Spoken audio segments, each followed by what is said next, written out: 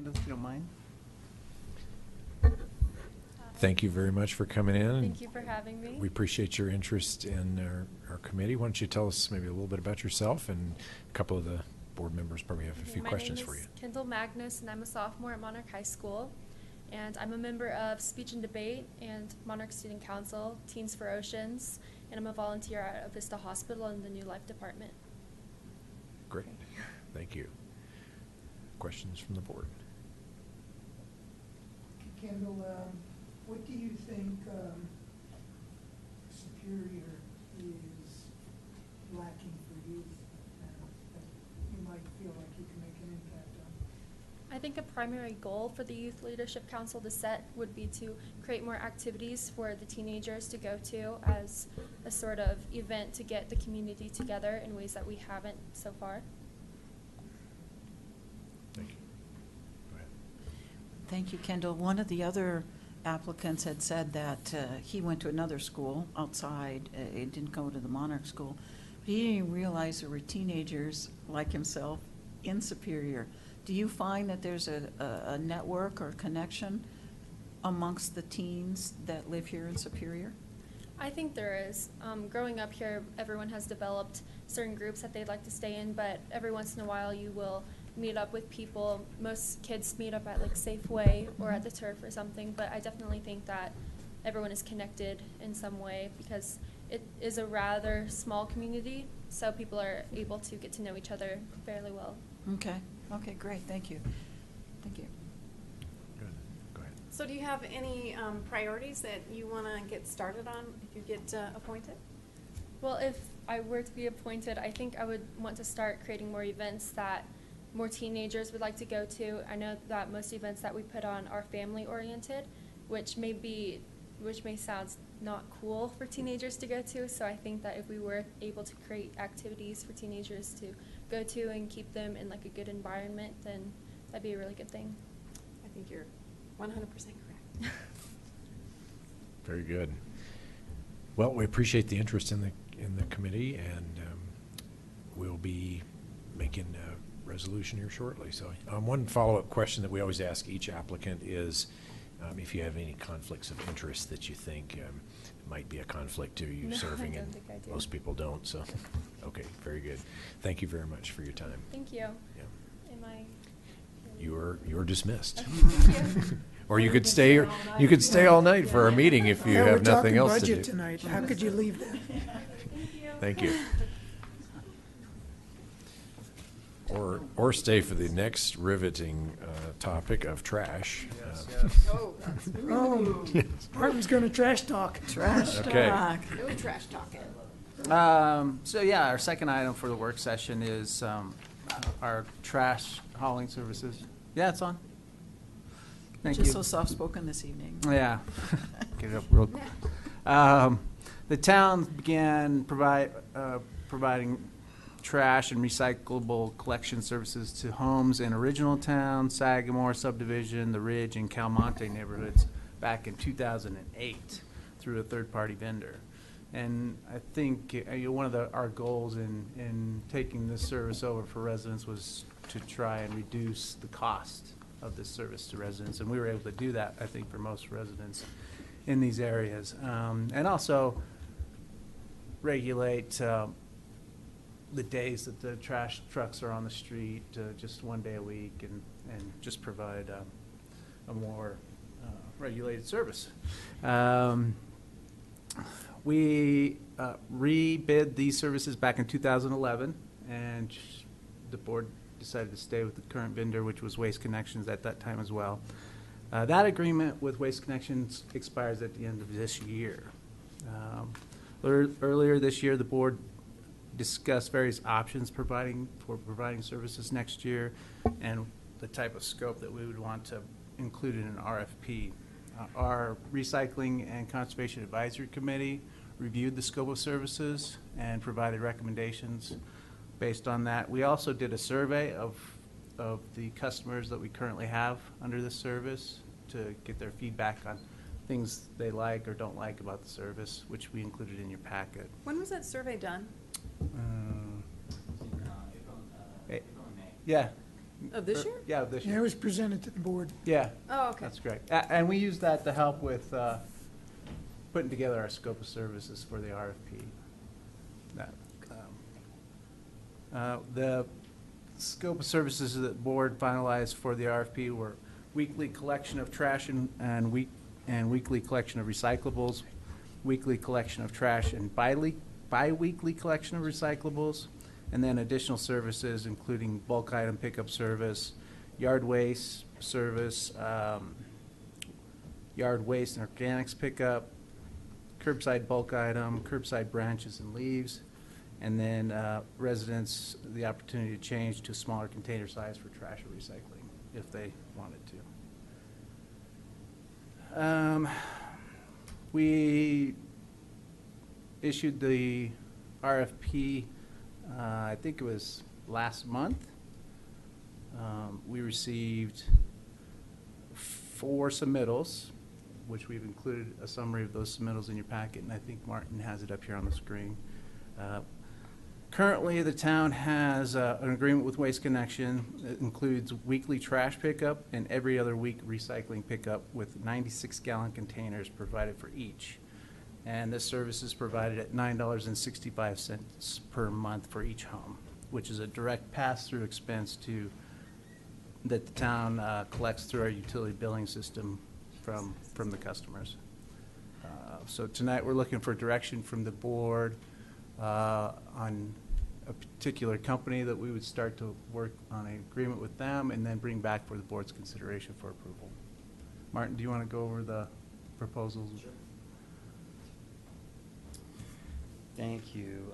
Martin Toth, town staff. So as the manager mentioned, the board reviewed questions and some results from a questionnaire that was submitted to all the town's waste service customers earlier this year.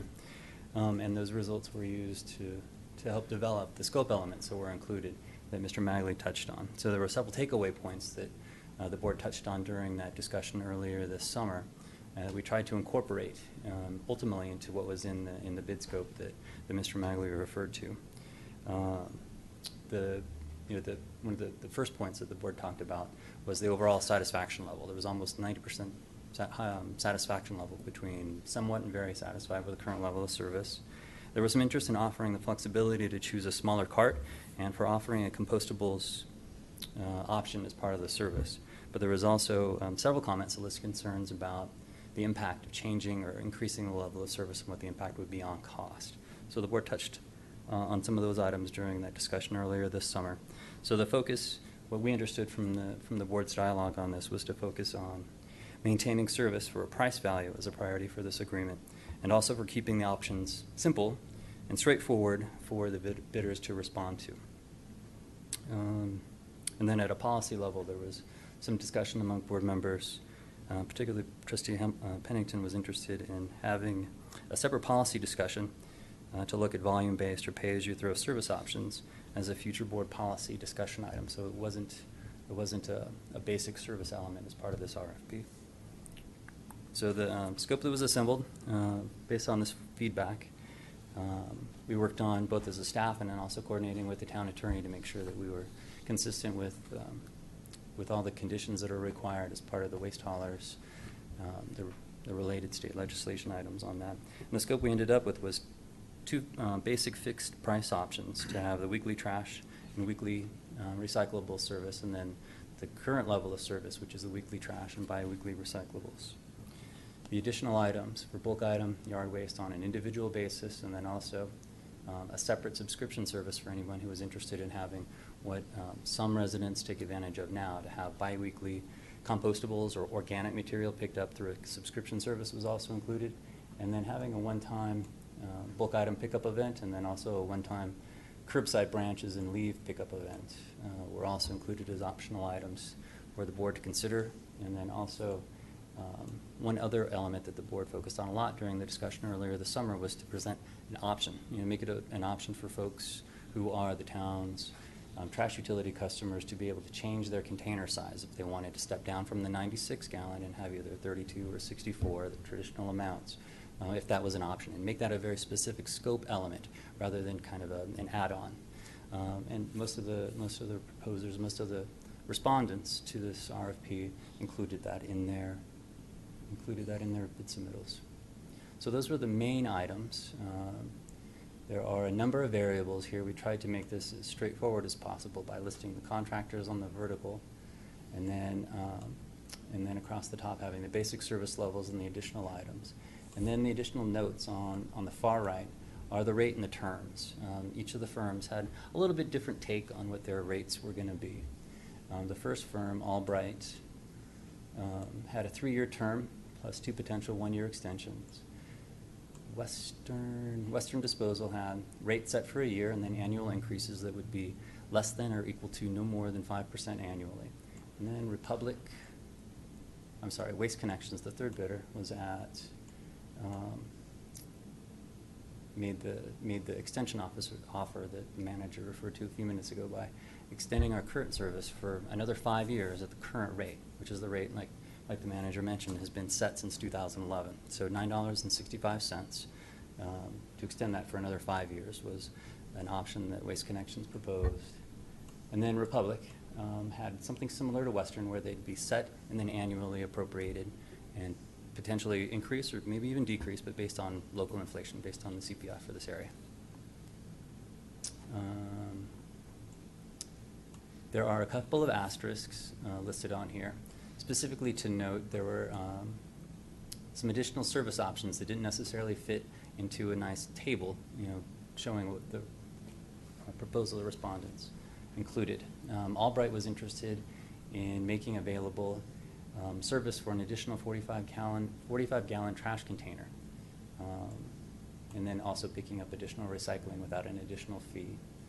And they also offered a lower rate for folks who were interested in choosing a smaller sized container. Can I ask you something? Sure. The rate that they have for the $11 under the weekly trash and weekly recyclables for Albright, is that a 92-gallon? Yes, yeah, 96. 96 is kind of the traditional size. For both? Okay. Yes. And then both Western Disposal and Republic Services offered what's noted here, weekly trash, bi-weekly recycling. So every other week you'd have either recycling or organics, the yard waste and food waste. Western Disposal at 96 and Republic at 64 gallons, both at a little more than $21 a month per home. So all in all, it was a great response. Touched on all the basics elements that the board was looking for and the basic services, some additional options, and then both Western and Republic proposed a basic service option that wasn't even contemplated as part of the RFP. It's something I think they've been using in other jurisdictions. I think Louisville and Lafayette both have a service that looks very much like that. Couple questions. First of all, who is Albright? Albright is a smaller firm based out of Inglewood, and they have a representative who's here tonight. Mr. Scott Gessler is here. Simon Gessler, I'm sorry, is here representing their firm. I had a chance to talk to him a little bit earlier, a little bit about where his current firm is from and what they've done, and they're a smaller, local, newer firm in this industry.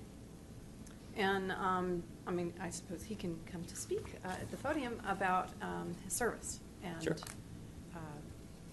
What the customer service end of it is, because I know these large companies, their customer service isn't, wonderful, but that's my opinion. Anyway, when you're ready, my other thought here is, for me, hands down, there's no question that Albright, to me, wins in every way, shape, and form, in the fact that, first of all, if we're talking about price, and you are a very cost-conscious senior, or just anyone in general, you're living on a fixed income or whatever, you can drop to a 32-gallon for $8 if you need be, and recycle more. So you have options here to lower the price, because I think, the majority of people don't completely fill a 96 gallon, so they feasibly could go lower. So I like that choice. I like the fact that it's weekly for trash and recyclables. And then the yard waste is a great pickup service for, much less.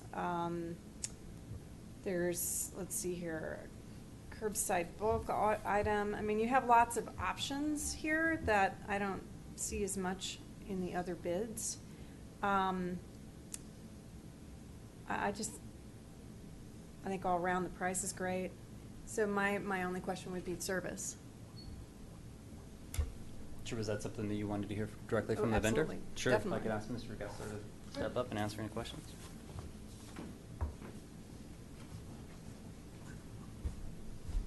Simon Geisler. I'm the president and owner of Albright Sanitation. We're based out of Englewood. We answer the calls here, and we answer the call right away. It's not press 1 for English and 6 to talk to somebody about your trash and 4 for recycling. If you call, you talk to somebody within 3 rings normally. If you have to leave a message, we are a smaller company, so sometimes people have to leave a message, but we call back same day or next day at the latest.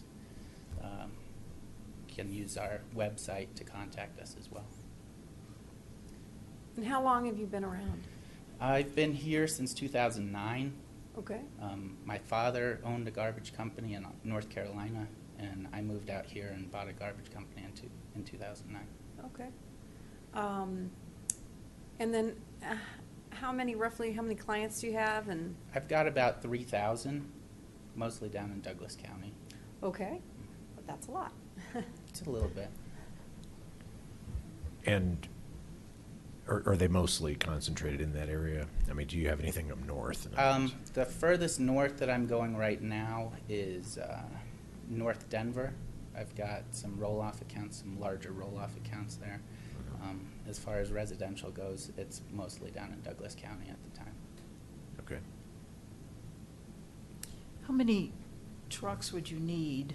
And they'd only come one day a Yes, week ma'am. here? To do this? To this, yeah, to do We this. could do it with 1 truck. Okay. Pick up the trash and dump it, and then do the recycling and dump it, and pick up the compost. and Okay. dump it.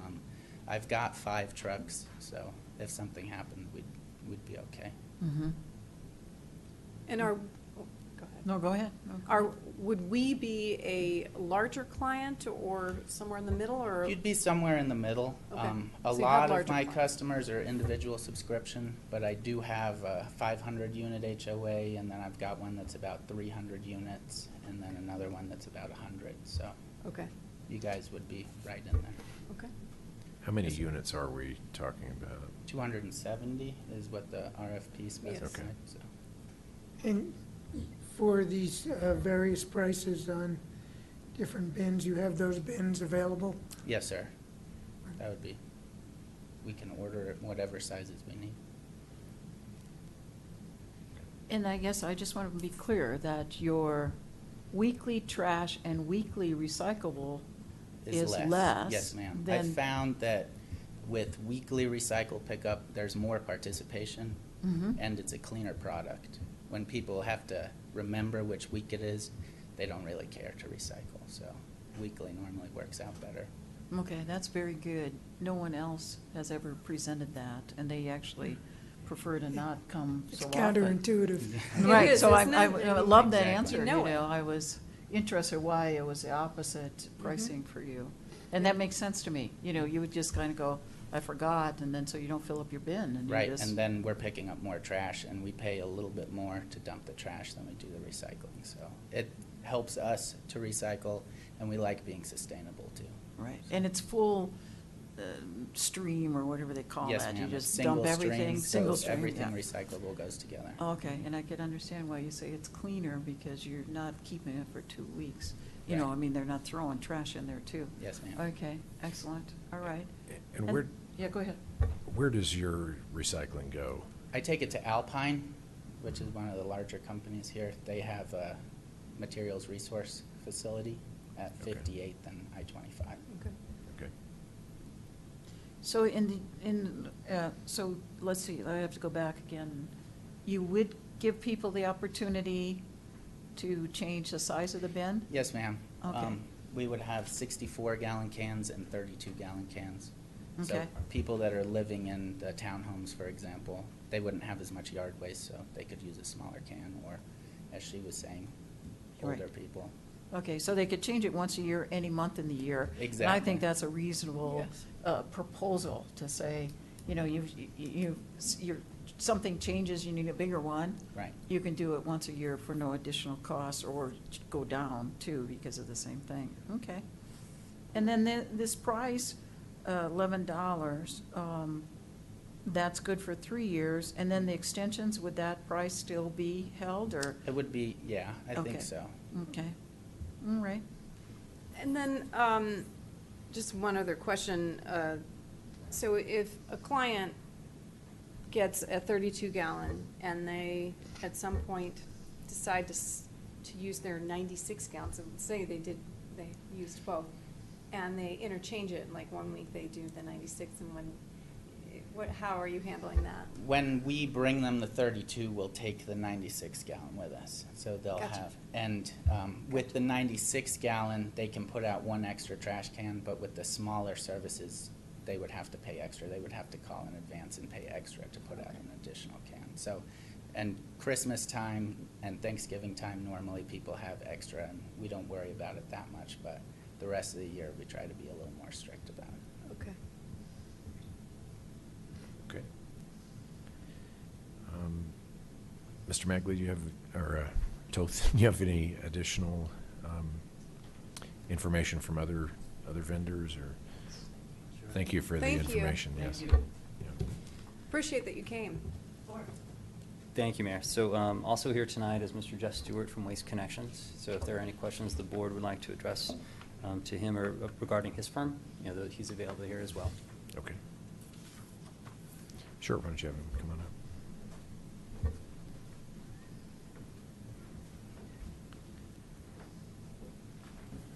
How are you guys? Jeff Stewart with Waste Connections. Hi. Ms. Williams, you made a comment that the larger companies' customer service is not great. I know we've serviced Superior for quite some time and have really made strides in that area. We're not perfect by no means. However, we feel we've put into place some processes to expedite the town of Superior. Martin and I have discussed implementing a Superior-only email that will go to our customer service, as well as direct line into our customer service for town of Superior residents. So we feel we've listened, and now we're putting it into place, and have, because in Martin and my conversation, we have not had issues at all over the past quite some time, past, I believe, 14, 15 months. So we believe we put forth a value-laden bid. We're creative in some of the alternatives that were up there, and picking up curbside. We're also offering the town compost to completely close the loop on all of the compostable items. So I guess I will open it up to you guys. What questions do you have for me? I've heard, or, from, you have the HOA contract as well, is that correct? Yes, sir. With So Rock there's- Creek? Yeah. Yes, sir. There's been some challenge at times to get different sized bins when people have wanted them, I guess. You just didn't have the different sizes available. With Rock Creek? Yeah, It was a inventory item. I've since actually talked to Shanna today, and we have 32s in stock, and we have not dealt a lot with the 64-gallon, but we are bringing them back into the market as composting gains more momentum outside of the traditional franchised areas. We are now bringing that back in to have that full offering for it. So yeah, bin size is not an issue. thanks. So this offer to extend the current $9.65 a month, rate for 5 years. Is that a different proposal than this one here, or does that have some contingency? Well, the original RFP requested a 3-year agreement.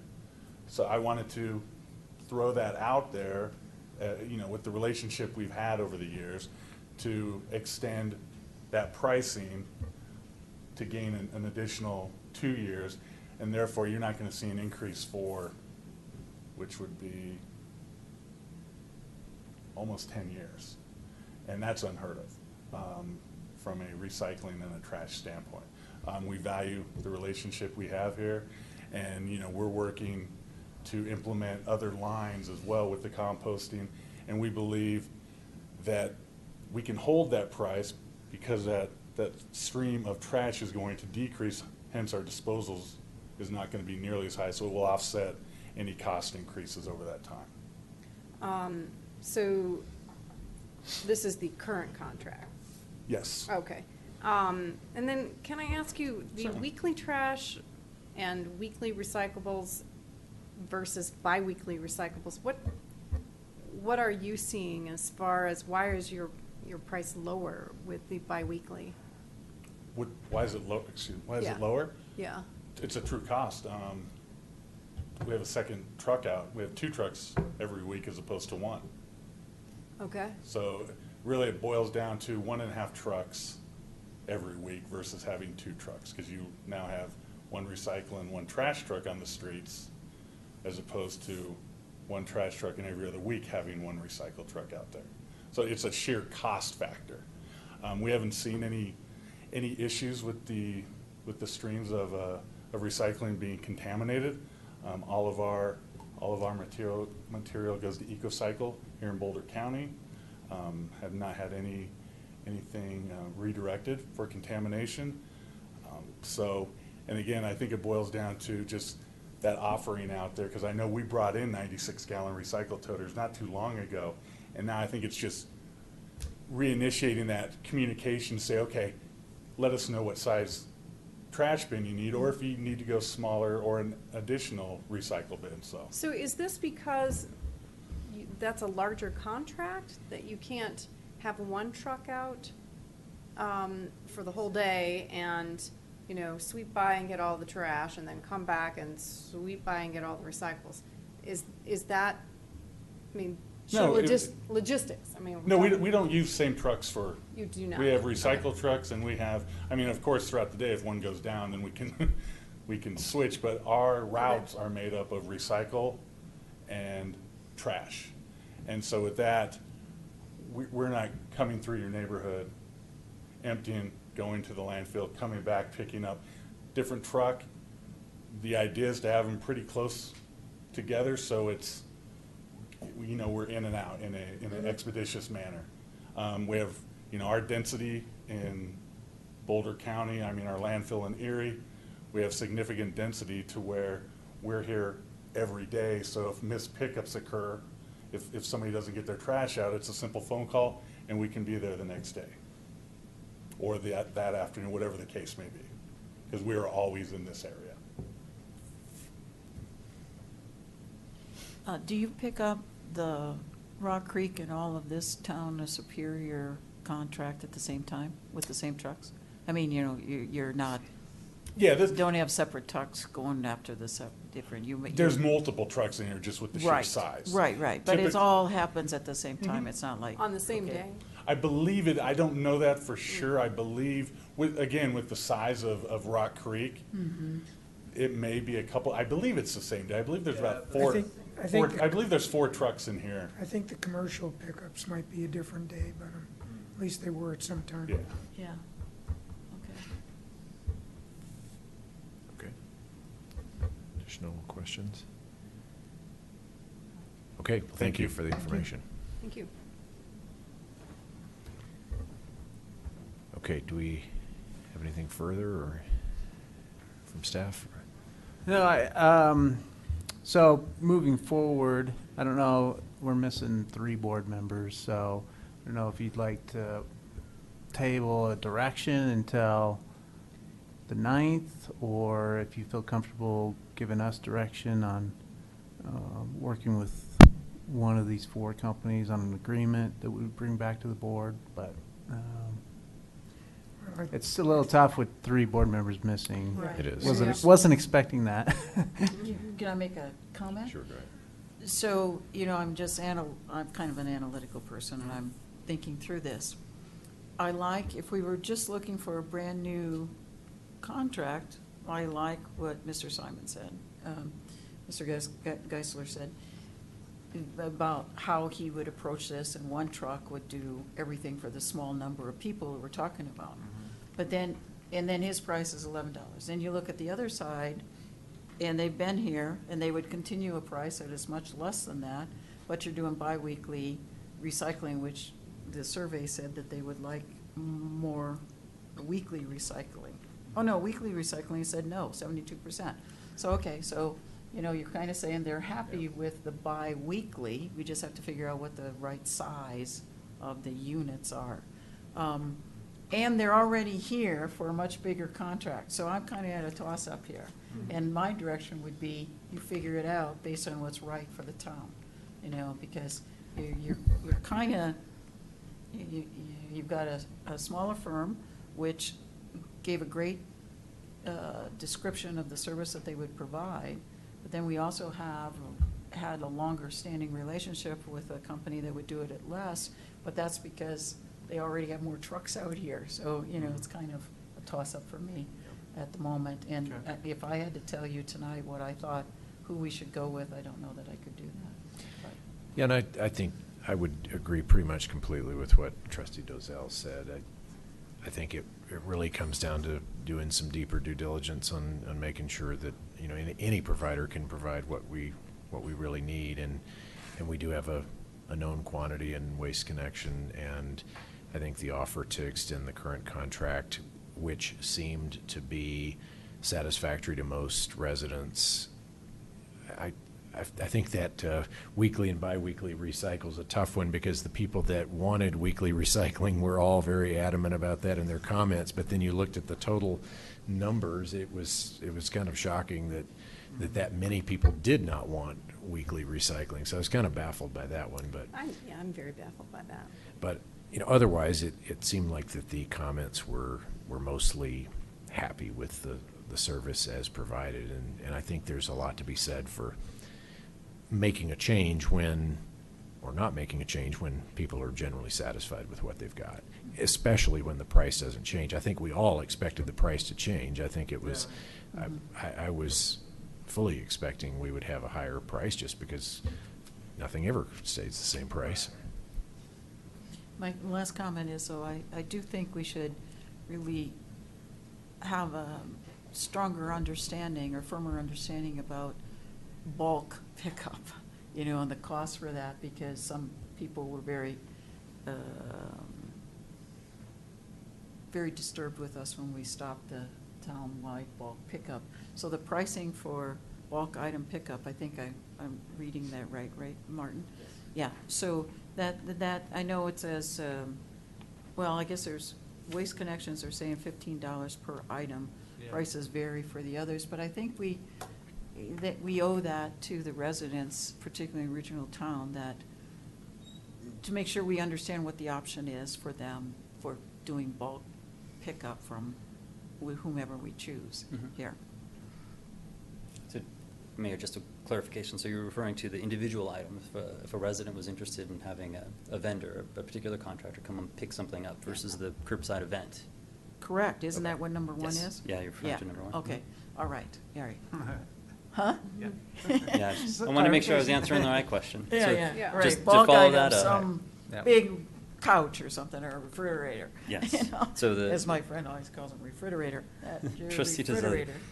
in referring to the bulk item pickup, so Albright and Western had separate price lists. And the Albright firm didn't include what their price was with their particular bid. So there will be some additional due diligence that staff can go through in looking at a final option. Western Disposal has a very detailed price list for any items that would be picked up. I'll have to keep that in mind. I need something picked up. Okay, thank you. Okay, Trustee Yeah, Shirley? I agree, it's difficult. Well, I don't think it's appropriate for us to give you a head nod without without even a quorum of the board Yeah. here, even though we're not making a decision in a work session. So we shouldn't be making a decision.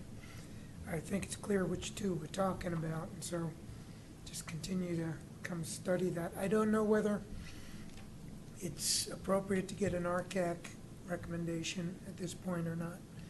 I'll leave that up to you all to determine that. I would say this, I mean, we're kind of at the staff level where we need, Mhm. it's not a, I mean, we've got all the options, it's really more of a numbers. I think we have two good numbers and choices. Due diligence, yeah, we Right. do. Come Yeah, back so- and give a proposal, I mean, a status, or Okay. a recommendation. That was the word I was looking for. Give us a recommendation based on all the information you've gathered. Okay. Thank you. And you know where I'm leaning towards, because I like the idea of lots of choices. Mhm. And it does bring the price lower than it would if we continued with the same contract. I mean, it has the potential to be lower, Yep. and it gives lots of choice. So, Our one challenge there is utility billing and tracking all the different I don't know how many different rates there would be, but each residential unit may have a different price that we bill directly through utility billing, and if that changes even once a year, I'll have to talk to our staff to see how. Yeah, that well, works. that's a good thing to Yes. figure out too, and Yeah. advise us on. And that gets me back to I guess I just assumed if I called and asked for a bulk item pickup, I'd have to pay for that. Yeah, Yes. he's talking I'm about just the talking about the different bin base prices. rate. Okay. Yeah, All right. that's correct, though. Yep. I think that's a very good point, though. I could see that becoming a real administrative challenge over, and we're talking $2 or $3 here. Is that, it costs the town more, to juggle all of those different prices to save somebody $2 or $3, and yeah, but you could mandate it that it's only once a year. Yeah. It says it's once a year, but yeah. Yeah. Well, no matter who you pick, I- so that you make the administrative issue a little less daunting. let's let him figure it out. Okay. Yeah, Yeah. go ahead. Okay. All right. Want to take public comment? Sure. Thank you, Would you Martin, like to for make a any good public job. comment? And thanks for both of the. Thank you both for coming. No That's very comments? Thank you. helpful. Okay. Yeah. Okay. All right, imagine that, we're done with the work session a little Really early. early. So I can go over what's coming up on the 9th. Right, right. Yes. We have an update on the El Dorado K8 Park design. And then we'll have a presentation from, I think it's the Director of Government Relations for Comcast. Well, that'll be fun. He'll be here. And then we have our committee notes, a couple proclamations, one for Veterans Day, one for the Socket Tuum campaign that you had mentioned at a previous meeting. And then our water and wastewater plant operators agreement is up for consideration for renewal. Already? Annually, we do it I know, annually. it just seems like we Yeah, just did it. yeah. We hope to have an agreement for your consideration with regard to regional town traffic circulation study. Could I ask a question about that? Sure. Were that to start too soon, like when everything was going on here, I think it would skew the results because people are definitely avoiding the mess on McCaslin and going through original town right now. I think a viable study would be when this is mostly done. To see what the long term is. Weren't you thinking that anyway, that it wouldn't start probably till next year? Yeah, sometime after the first of the year. Right. The interchange will be done. Yeah. By then, US 36 will be close to being done. They probably still have a couple months into 2016. I guess we'd have to factor in what we anticipate the traffic from the new houses will be. Mhm. Yeah. That's doable though, Yeah. okay. Yeah, but And if you did it right now, it would be really skewed, because Oh, yeah. I'm not making any admissions, but I had heard, not directly from representatives from Remington Homes, but Alex actually told me this. He said 50 of the 53 lots over there were sold, and 3 were pending, so. Oh, my God, you're At that- kidding. At that rate, I would imagine that project would be done next year sometime. so. Right. It's going, yeah. Wow, that's shocking. Yeah, that's. It's a Like, product that's not here. No, not really, yeah. Yeah, Boulder County. very shocking, so, yeah. No, it's shocking. Then we have an update from the chamber. We have 2015 budget amendments that we'll have to consider. And that's it right now, unless something comes up between now and then. Okay. Okay, anybody have anything further? We'll adjourn the work session and be back at 7. Okay, excellent. Okay. Sure. Elia Gregoris, Here? Chris Hansen, Sandy Pennington, Town Manager Matt Bagley, Here? Town Attorney Kendra Carberry. Here. Town Clerk Phyllis Sargent here. Thank you. Next is the approval of the agenda. Do we have any changes to the agenda? I have a couple questions on 12C, on the work plan. It's just thoughts. Can we approve it and then talk about it? I think you would probably just pull it, and then you can talk about it, and then approve it at that time. That way, everybody has the chance to talk about it. Would be my suggestion. Sure. Okay. Okay. Mayor Pro Tem Williams would like to pull 12C. Any other changes to the Make a agenda? motion to approve the rest of the agenda. Okay, motion by trustee Gregoris, second by Mayor Pro Tem Williams. All those in favor? Passes unanimous. All right, next is reports, questions, and issues. Who'd like to start us off? Well, I could start us off here and make it very quick. I do not have anything to report, although I did want to mention the diverging diamond interchange opening, and that seemed far better than I was expecting. It was quite a surprise that it was better than it was right before that, like the day before that, because it's been a huge obstacle course. That's even saying it very lightly. So I know this really sounds a little stupid, and probably I had nothing better to do, but I did drive it over and over and over. My husband and I, we found that, a good time for an evening there. It's first night open. I know other people thought we were crazy, but, if you know the history of it and how much I've been a part of it, you would say, oh, of course she did that. So I thank everyone that was involved in it, town staff, and all the outside entities that we had working with us, CDOT and US 36 Commuting Solutions, and let's keep going with it.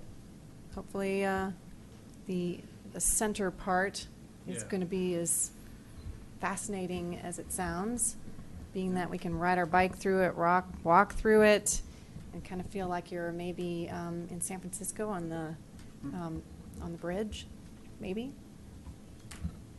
Okay, thank you. Trustee Gregoris? So it's funny that Deborah brought that up. I was going to ask you, yes, it's better, but there's still a lot going on there. What's the update? What does it look like between now and the end of the year, let's say? Well, this past weekend they were paving, doing the final lift of paving. They still have another lane to do. Alex was out this weekend trying to help mitigate some of the traffic impacts as much as he could. So this weekend they'll have that last lane that they have to pave. They still have all the middle pedestrian bikeway work and the arches that have to be installed. Though most of that work's supposed to be done over the next several weeks. Okay. Yeah. And then When will the bikeway be open, you think? the pedestrian, is it middle of the month, next month? I just want the audience and those that are watching yeah. to get an update on what's Right, happening. couple things. I've been working with the construction contractor and so forth. The center walkway will probably be done over the next 2 to 3 weeks. Okay. The arch itself, I actually had to go up and inspect some of the pipes of the arch. There were some minor imperfections which I had to approve. That's scheduled for delivery first or second week of December. Oh, nice. So soon. Okay. Right. Everything should be pretty well wrapped up except the final landscaping by the end of the year. Are still, I know over the weekend, we did have some real issues with congestion and lane closures Right, and that's why I so was forth. asking, yeah.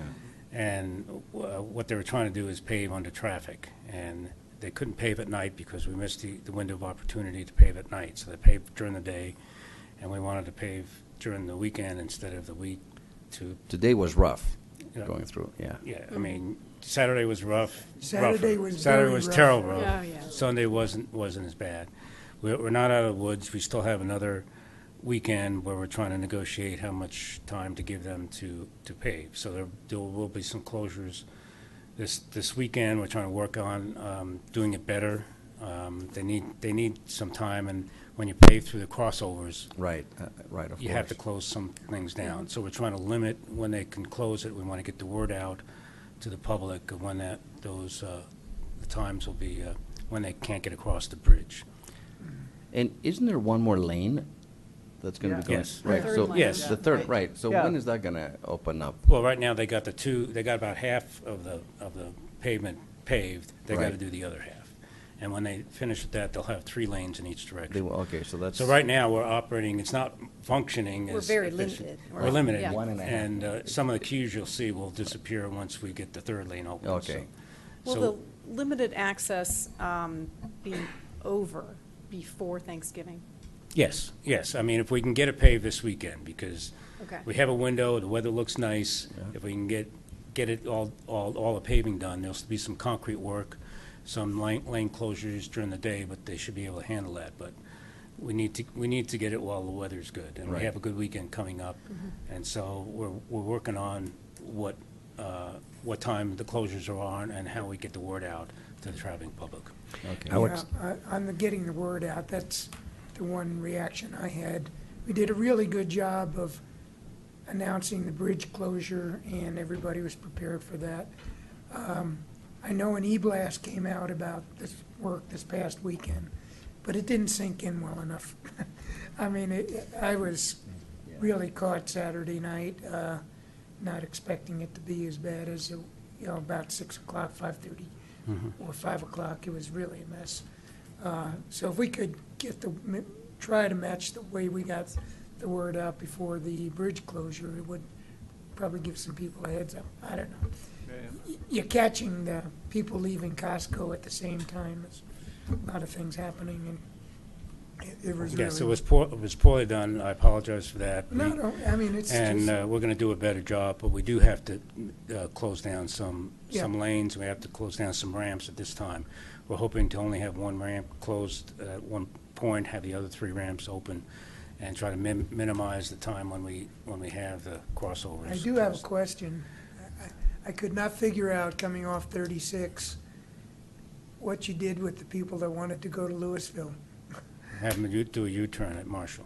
Is that what they They were did? doing U-turns at Marshall. Okay. 'Cause Yeah, I- that's exactly what we did. There were a lot of U-turns at Yes. Marshall. One- And it was confusion city. Everybody was trying to jockey for their lane.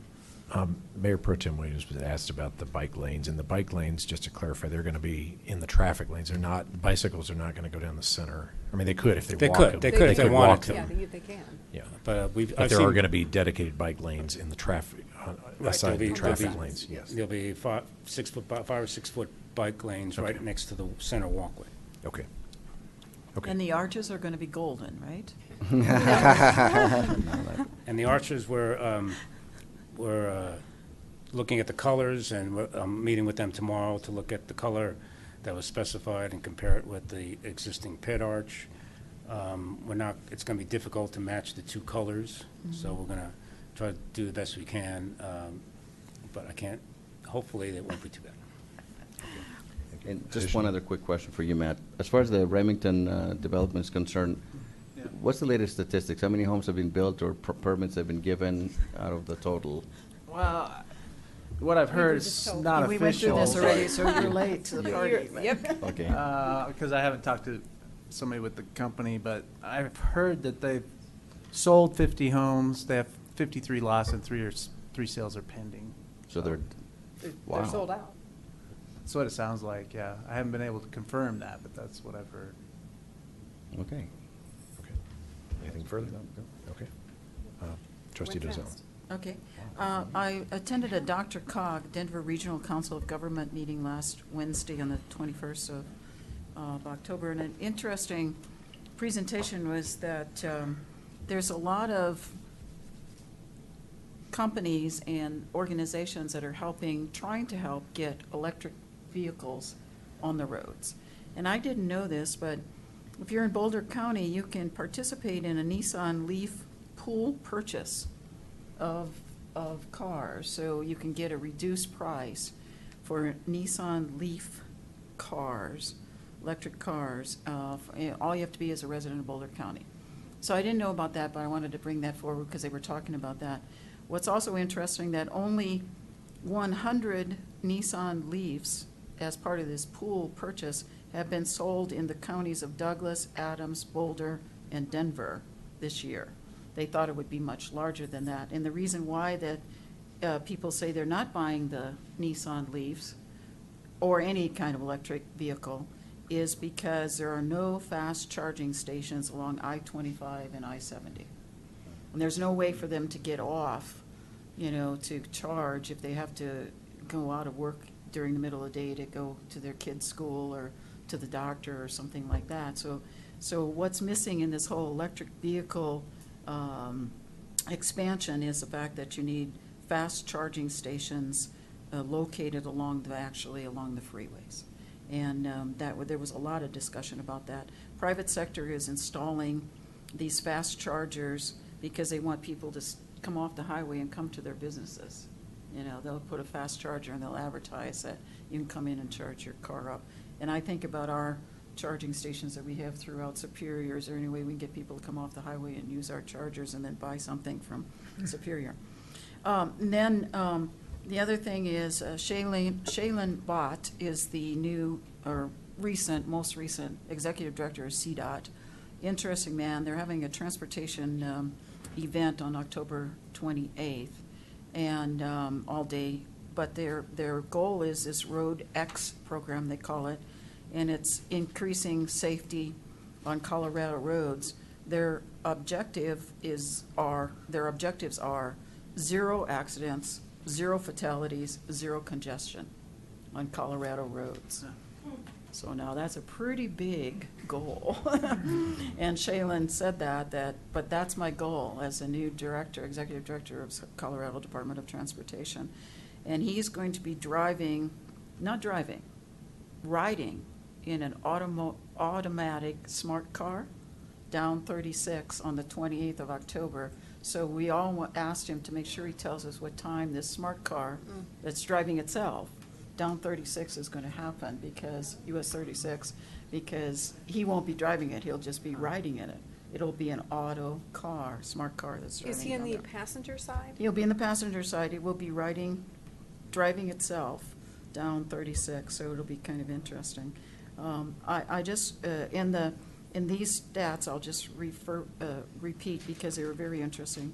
In Denver region, on a daily basis, the Denver metro region here, 13 million person trips happen per day. 13 million trips a day in the Denver region on the Colorado roads. 11 million vehicle trips, so some of them have multiple people in them. 180 reported traffic crashes every day, on average. 3.8 million gallons of fuel are used on average every day.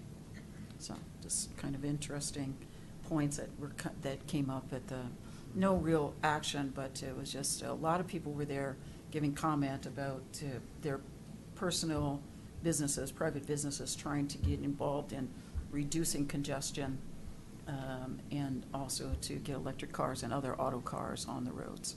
Can I ask you a question? Sure. Does Shaylin Batt have, or has he presented any ideas of how he's going to make that all happen? Well, you're supposed to go to the October 28th Transportation Summit in Denver. Are you going to that, Clint? Yeah. So, and then you Then can I hear expect about a his report. Road X I'll give a plans. report next Yeah. meeting. Okay. Thank you. Trustee Cirilli. I attended a historical commission meeting last week. They have a lot going on. They are cataloging donations. That's an ongoing thing. They are, have taken on trying to linseed oil the mine cars, keep them up to date. One unfortunate thing has happened this past week, and that is somebody tried to steal a mine car and tried to hitch they actually hitched a tow to a car and tried to pull it away, and it wouldn't move, but they did some damage, and it's a concern. Yeah, you gotta wonder. Yeah. And so, more on that. Patrick will probably fill us in on that as it goes along. Went to a Rocky Flats Stewardship Council meeting today. The DOE gave their quarterly update report on surveillance activities, and the Stewardship Council passed its work plan and budget for next year, which I forwarded to you all. What's interesting, if you read the work plan, you'll get at the beginning a very good idea of what the mission is of the Stewardship Council as specified primarily by act of Congress. And there are some some unrelated activities that the Stewardship Council do relating to budget that the local governments contribute. But the primary budget comes from the Department of Energy grant that's funding the Stewardship Council to be a local stakeholder organization. So our activities are primarily related to oversight and communication with Department of Energy regarding Rocky Flats matters, as opposed to fish and wildlife matters, although tangentially as Rocky Flats matters overflow to fish and wildlife, we can make a connection. But that's a tough thing and we're trying to influence fish and wildlife somewhat and waiting to see if they'll listen to us. In fact, if you see the work plan, we actually have a meeting scheduled next spring that will be exclusively with fish and wildlife, if they'll participate. And that remains to be seen. They have not wanted to.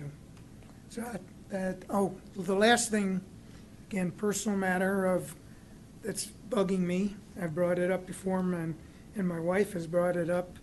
The traffic circle at Colton. I think when you're traveling north in the evening at rush hour and everybody's going south, it does not function properly. Essentially, you're at a stop sign and going north until no traffic's coming from the south, because nobody's required to make a turn signal if they're turning onto Colton versus going straight. And I think they're all going too fast. But the greater safety concern I have was the same one my wife brought up a couple of meetings ago, and that is, if you're going north and somebody is on the north side crossing at the same time you're trying to work your way through the traffic, with the bushes in the middle of the traffic circle, you do not see that person until it's almost too late. And it's a big concern. I think those bushes either have to go or be greatly reduced, or we're going to have a very bad accident. It was dusk and it was not easy to see, but I got surprised by a bicycle coming through just as I got through. I was able to stop, but it was a big surprise. And that's after you've gotten through. As I started going through, and you know where they come, if they're on the north side, so it's the second crossing. Yes. If they're coming from the middle where they're in that island, you don't see them. Correct. You can't, and it's a problem. And I think it has to be resolved. That's my hue and cry. Okay. All right. On October 14th, I went to an EcoPass meeting, community-wide EcoPass meeting. This group has been meeting for about a year and about every other month since last December. The group is made up of elected officials from pretty much all Boulder County jurisdictions, looking at the feasibility of creating an EcoPass program for all residents and all employees in Boulder County. So a pretty big undertaking. The goal was getting something on the 2016 ballot for county voters to decide. The last meeting I saw as a pretty critical meeting because myself and others were asking, okay, what's this going to cost? And the city of Boulder and the county of Boulder have come up with some estimates of what they think it's going to cost, but the group that has to approve that and would ultimately be charging such a cost is RTD. And Chair of the board, Chuck Siss, was at this meeting, and we asked him, is it possible to get RTD involved in this discussion, and B, hopefully get some kind of pricing out of them or some kind of commitment? And his answer was pretty definitively no. He said they've got 5 lines opening next year, and they're just completely tapped out with projects. And while this seems like an interesting concept, getting them to provide resources to focus on that, it looks like that may or may not happen. So I told the group, I said, I don't know how I or really anybody can firmly get on board with something to take to a ballot initiative when you don't have a cost.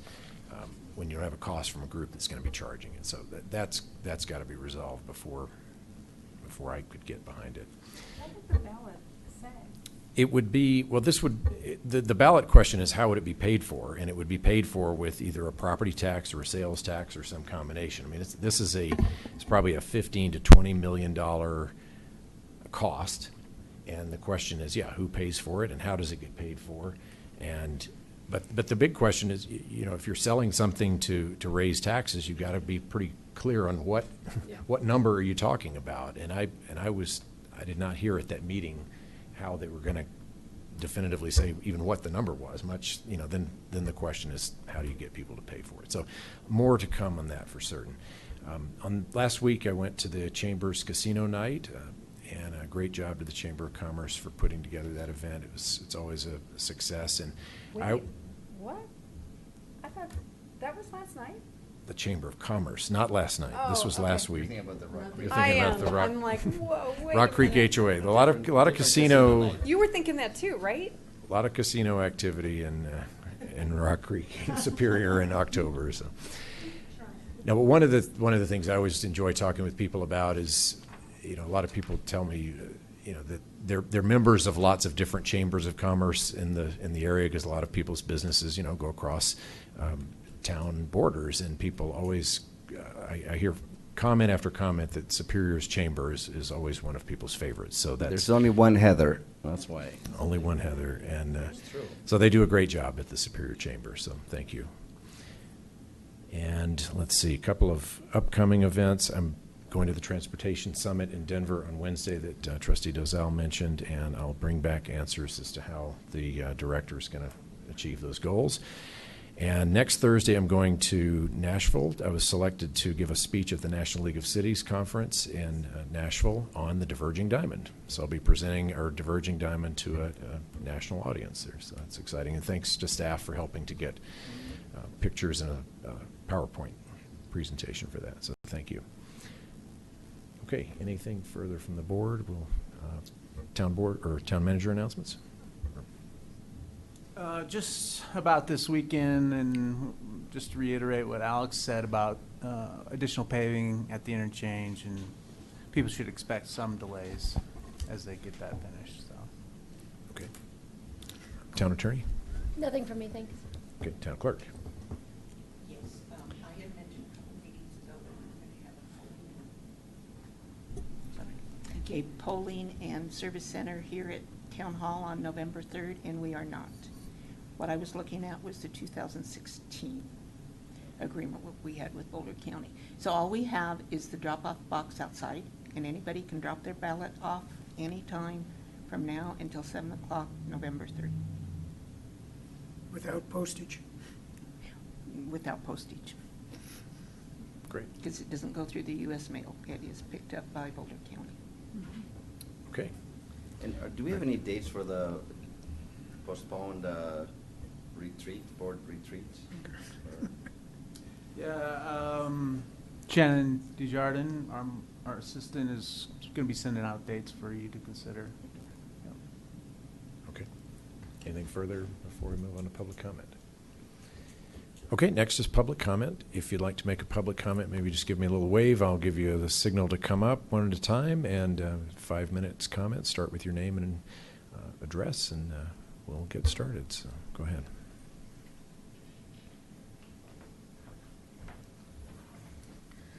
Hi, thank you, Mayor and trustees.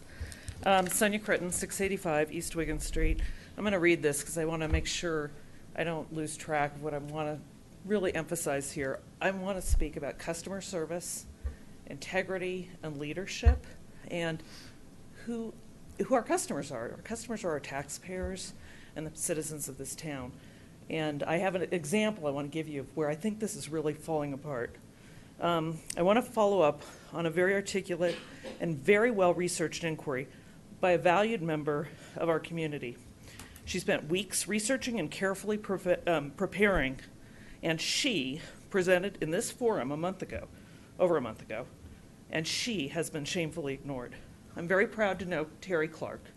She's a very accomplished professional engineer with an MBA, 3 high-end patents. She sold her first company by age 35. And I could go on and on and on about this woman. She's been ignored. She's received no response from the manager or any of his staff. She brought with her 31 letters from doctors, from attorneys, from CEOs, including a very pretty famous and well-recognized business consultant. Not one letter. Nothing. No response. The only reason she had to put this in writing and come here in front of all of you is because we had been emailing. We had been calling. I had been calling, saying, we have a problem here. We have a major problem. No response from the staff. Nothing. So she put together a response.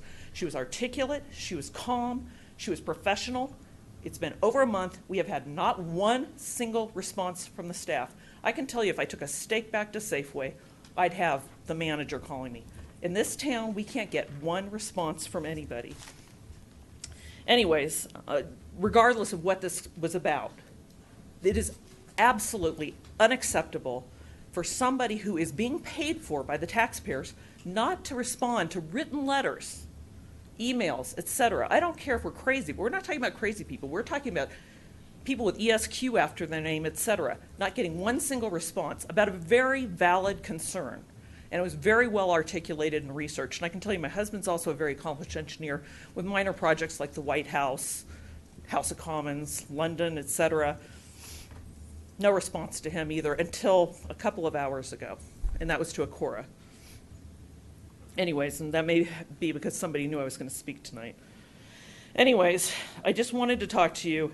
I am very frustrated that very professional people in this town are getting absolutely no response. Nothing. That is unacceptable. And I used to work for Citicorp in customer service when I started out my career. I would have been fired in 5 seconds if I had allowed this to happen with any of the managers who reported to me.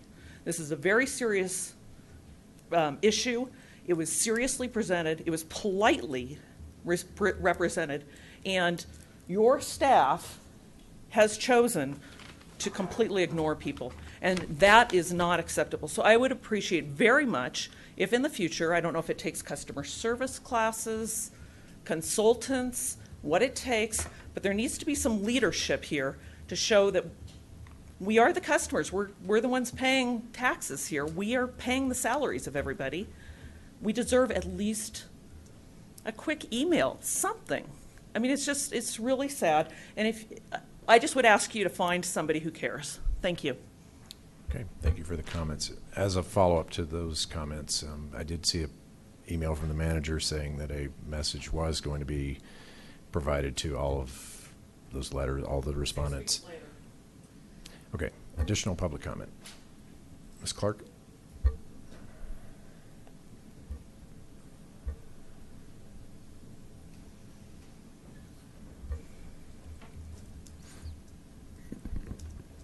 Hi, I'm Teresa Clark, 765 East Wigan Street.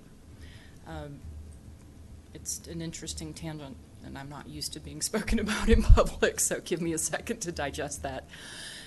It was over a month ago that I presented to the town board letters from 31 residents requesting that work on the buffer, the excavation on the buffer, be stopped, and that no further FDPs nor extensions be granted to the developer until we have the buffer restored to the size that it's supposed to be, and that there's an FDP approved for the landscaping effort for the buffer.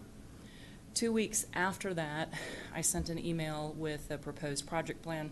Thank you, Mr. Mayor, for reading that. I couldn't get a babysitter. Thank you, thank you. And so the request was sent, and then a proposed project plan was given 2 weeks ago. And I'm here to request on my behalf and the behalf of the people sitting here, the 31 people that wrote letters, and the people watching on TV, that we do get some kind of response this evening regarding the restoration of the buffer and a timeline for an FDP regarding the landscaping of the buffer. And as always, I appreciate the support that you guys are giving us, because this hasn't been an easy thing to make happen. Thank you. Thank you for the comments, and definitely more to come in our town board or town center update this evening. So yes, stay tuned. Additional public comments? Yes. Hi, I'm Victoria Royce, 2319 Alpha Court. This is just in regard to code enforcement. Many of our neighbors would like to see happen that we could have an upgrade on code enforcement regulations, and that a new timeline can be set up for finding chronic offenders. The way that code enforcement violation is set up now for vehicles, trailers, boats on the street and whatnot, as you know, it's a 5-day cycle. They get a first letter, another 5-day cycle, a second letter. We have an infamous neighbor on Andrew Drive whose boat is yet again on the street for a month. During the summer, his boat is on the street constantly. It feels like it's been constant. This summer, his boat has been gone, but now October is here, and once again, he's running our view, driving down Andrew Drive of the beautiful fall trees, and we're staring at his boat when we come around the corner. He really has a problem with storing it for winter storage. We don't know what that problem is.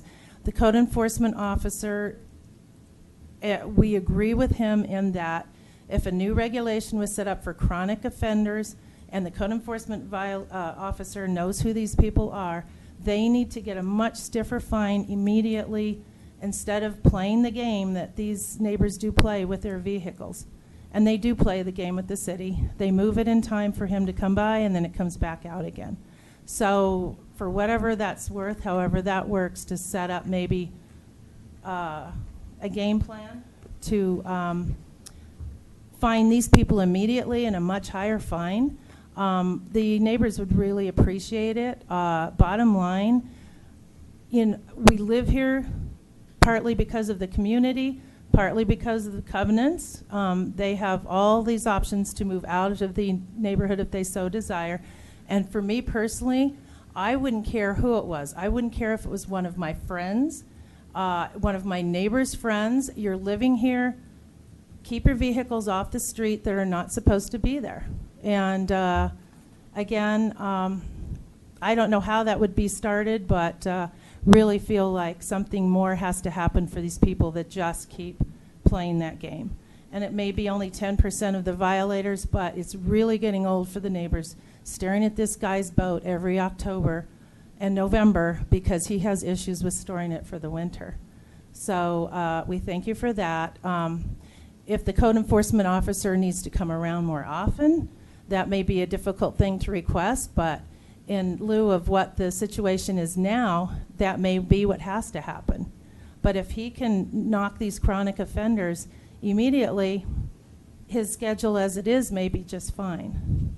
So that's all I have to say. Okay, thanks for Thank the you. comments. And just a little bit of follow-up on that. We are voting tonight on the budget, and one of the items in the budget is an increase in the code code enforcement officer's time. So By- we've had this discussion By one day. By one day, and so it's not, it's it is an increase over the current amount, and we'll definitely make sure that there's some follow-up on this as well. Yep. Okay. Additional public comment. Going once, twice. Okay, seeing none, we'll move on to presentations.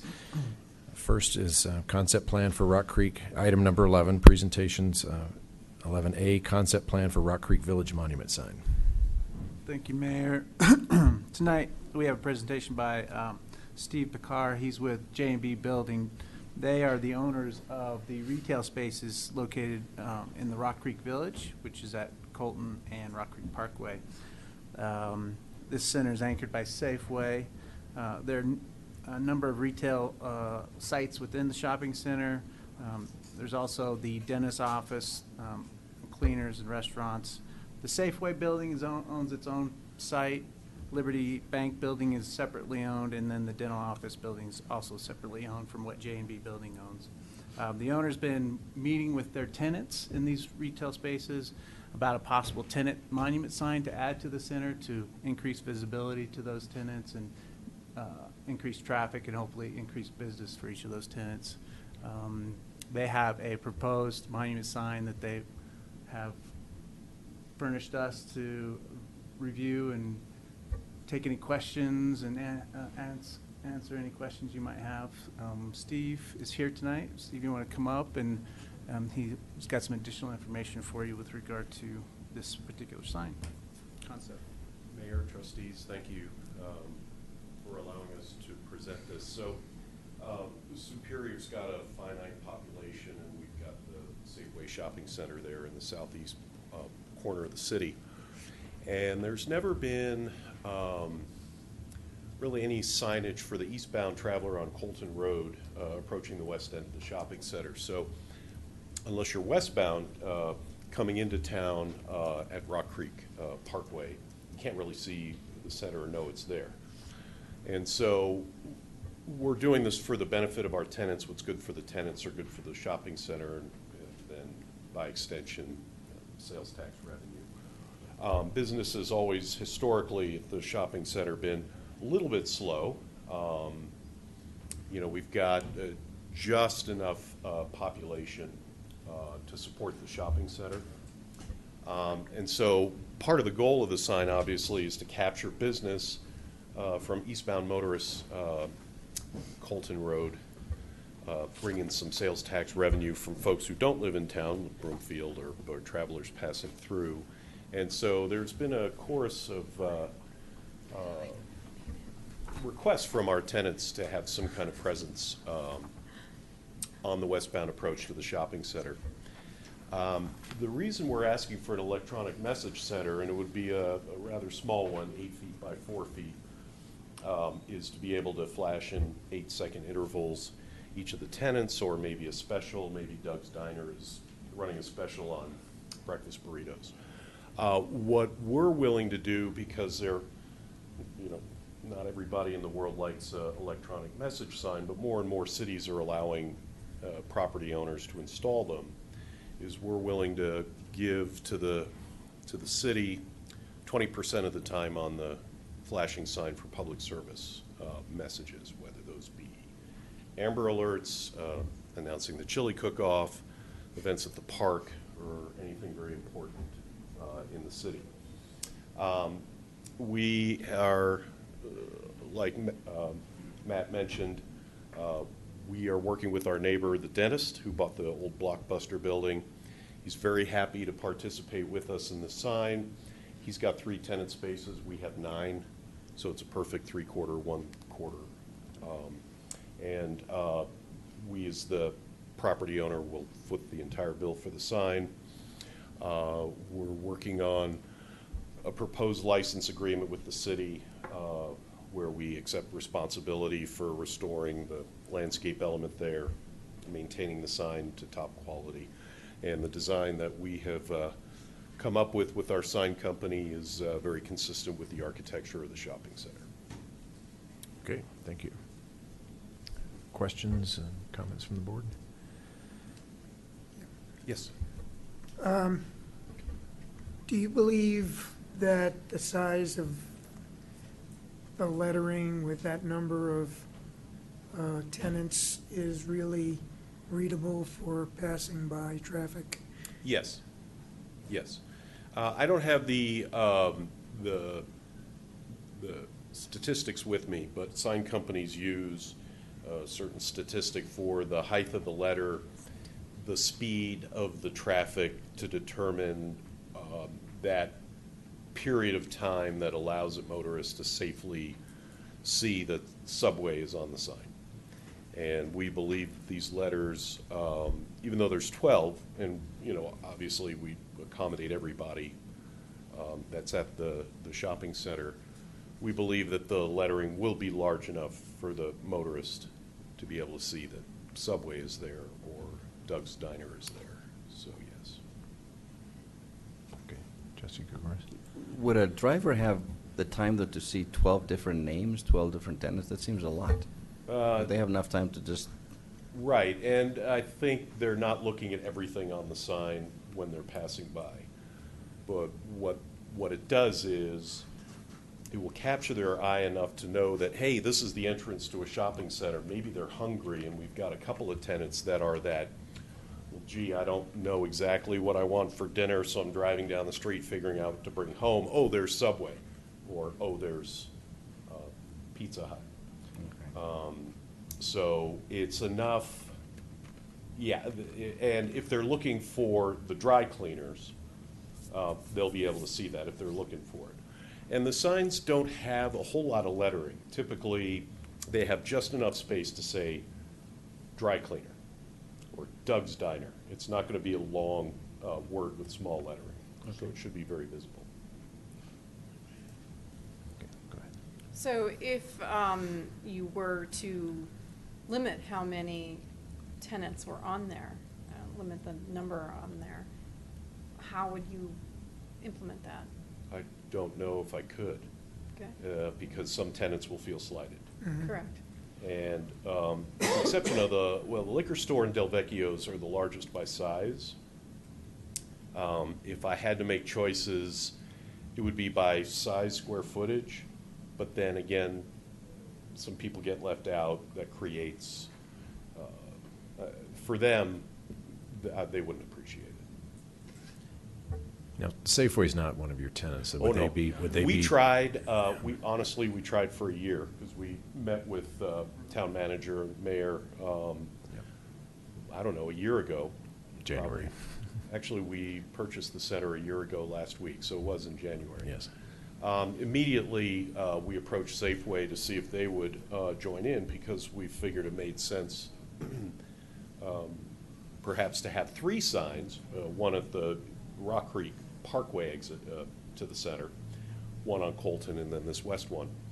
Safeway's in corporate disarray. They've been taken over by Albertsons. Corporate jobs are being shifted to Boise. You can't get somebody to answer a phone. They're responsible for the maintenance of the center, and it takes a long time to get things fixed over there. But they're getting better.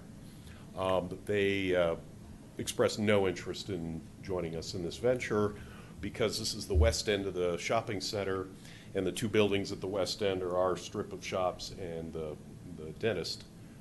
It made sense just to proceed with the 2 of us, and by doing so, it's actually costing us more, because we won't have Safeway participating in a pylon sign. It probably makes sense, once they get their house in order, to have some monument presence at the main Colton Road exit of the shopping center, or perhaps on the Rock Creek side. And if there is a sign on the Rock Creek side, likely the dentist building and our building have little interest in trying to get onto that sign.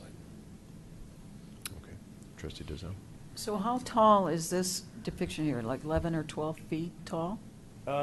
Yes. To the top? It would be. Because I see the 36. Don't have the up and down dimension. I can Yeah. get that for you. Well, I mean, we can pretty much figure it out. It's 36 for electronic message center, and then another 36 plus a couple feet, plus the top. It's, we're talking about 9, 10, Probably 11. 10 or 11 feed at the peaks of those architectural elements. Right. Okay, and then, so I don't have a problem with the number of tenants, because I'm with you. I like to be able, I'm looking for that Subway logo. Well, and they would appreciate it if you all stopped in. So Yeah, it's right. They trying would, to you know, generate so- the sales. for Right, them. and when I'm looking for someplace I'm not familiar with, I'll look for a sign like this where you're gonna look for that one that you're looking for, you'll discard all the rest, you just won't even associate with them. Right. So I don't have a problem with having the number that you have here, the 12, is that what you have here? Yes. But I don't really think there's any need for the electronic message center. I would prefer, because it's pretty big with that, it's pretty tall. And the other question I guess I have is, which direction does this face? Does This faces west. Okay, it faces west, it's So up it'd on the be hill. on the Metropolitan District land where our for lease sign is currently. And Right. actually, that for lease sign will go away. Mhm. And if we have a vacancy, and today we are 100% occupied, You put your name on it. we'll put a for lease slider on Right. the monument. And then, so there's no name on the backside, of course, it's only on the one side. No, correct, Yeah. because it's going to face those spruce trees. Okay. I don't have a problem with the sign, except for it's too tall. And a way to solve that problem would be to take out the electronic message board. But I like the idea of having all the tenants depicted, or the ability to depict all the tenants' names on there. And your objection to the LED, is it just that the sign is too big? It's too big, but if I'm looking I'm thinking about myself when I go to shopping areas, I'm not familiar with them. I don't want the distraction of that. I just want to look for the names of the tenants. I'm looking for that one particular tenant in that area. So to have the distraction of the electronic message doesn't add anything for me. That I'm talking about personal experience. And then also it makes it really tall. So those two reasons. Okay. Well, I can tell you that the tenants, the small businesses, love LED signs because it does give them an opportunity to sort of present themselves. The slider obviously just says Doug's Diner, but the LED gives the opportunity to say, Meatball Night. And in the retail store industry, the reason that the advent of these LED message boards at shopping centers is because it does drive sales, higher sales, more visibility. Now, yes, it flashes for 8 seconds. If it doesn't say chili cook-off on September 11th, if you are driving by and you see that, it does have just that much more pull for the prospective patron into the center. So that's why we presented it. Tenants There's a lot would really going love it. on one sign. So with this, there's just a lot going on when you have both of those things. I understand what it can do and the value of it, but it's just a lot going on one sign. Okay. I was just going to make a note of that. I actually felt the opposite because the tenant signs are all white. They stand out more to me. So that's the first thing I saw, not the electronic message center. And I like the electronic message, actually, for a variety of reasons, so disagree with that. I think we can get a lot of messages out. They change over the year, every month, every week, perhaps, so I like that flexibility that you have versus something that's fixed. Trustee Sorelli? I want to do anything to help your tenants as much as possible to make that successful, so I support this. I just know when we put our electronic sign out front, we got a lot of comments. Now, I guess people are used to it, but, so we'll be ready for more comments, I suppose. But I do want you guys to be successful, and if this will help. Appreciate that. I would echo a lot of the comments that were made. I appreciate you, most of all, I appreciate you coming in with the concept to bring signage. I know the tenants will appreciate it, and we all want that center to be successful, so I think that's great. And, electronic signs, I think they're a growing trend, and I would generally be in support of what you've proposed, and so I like what I see. So. So I have one more question, not Sure. about the sign, I think it's fine. It's the placement of it. So I'm assuming this is the western entrance. Yes. Okay. So why place it there? What was your thought It's the process? least visible approach to the shopping center. Wait, what? It's the least visible approach to the shopping center. You can see the center the least, approaching it from the west. Can't see into it, you can't see Okay. what's You in don't You there. don't know what's there. You Right. don't And know. so, honestly, when I very first drove by, and I grew up in Boulder, so I'm very familiar with Boulder County, and don't live here now, but used to. That first time I looked for the shopping center, I came up 93 and down 120 and down McCaslin to Colton, and I drove right by it. And then I realized, as I was approaching Rock Creek Parkway, and I looked over to the left, and by then it was too late making the left turn, even into the main entrance. And so that was the very first thing that struck me. We manage a number of shopping centers in the Front Range. We are very in tune to what our tenants, what the retail businesses are looking for to succeed. And for retail, it is all about visibility and signage to capture the motorist. So is that the direction that the majority of cars are coming from? I haven't done a traffic study to know what I'm eastbound wondering. versus westbound on the road. It's certainly very visible on the westbound approach to the shopping center. You can see it, and that's the one way that you can see our tenants who kind of sort of fold away from the Safeway. And so that's why for us, it's not practical to put the signage over to the eastern side of the shopping center. It has absolute impact at the west end. Makes sense. So you're basically trying to attract people who do not live here? Attracting people who can't see the shopping center from the west. It's not just people who don't live here. There's stores that have come and gone there. I live here, and I'm surprised that they've come and gone. How many of you know we have a new bicycle shop? I in there? do, but Hey, you wouldn't yeah. know if you didn't go in looking. Right. I mean, it's exactly the point.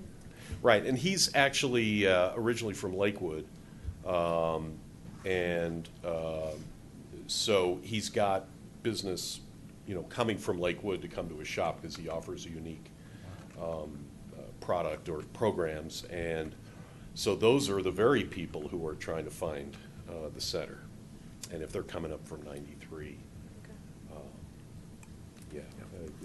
we've studied. I've walked that center many times, done the circuit around it, and that is far and away the most practical place to put it. Thank you. Okay, do you feel like you've got good direction from us to move on to next steps? Yes, I'll just talk to you, Madam. Okay. Okay, Thanks for allowing me to present. Thank you very Thank much. you. Okay, next presentation, item 11B is Town Center update.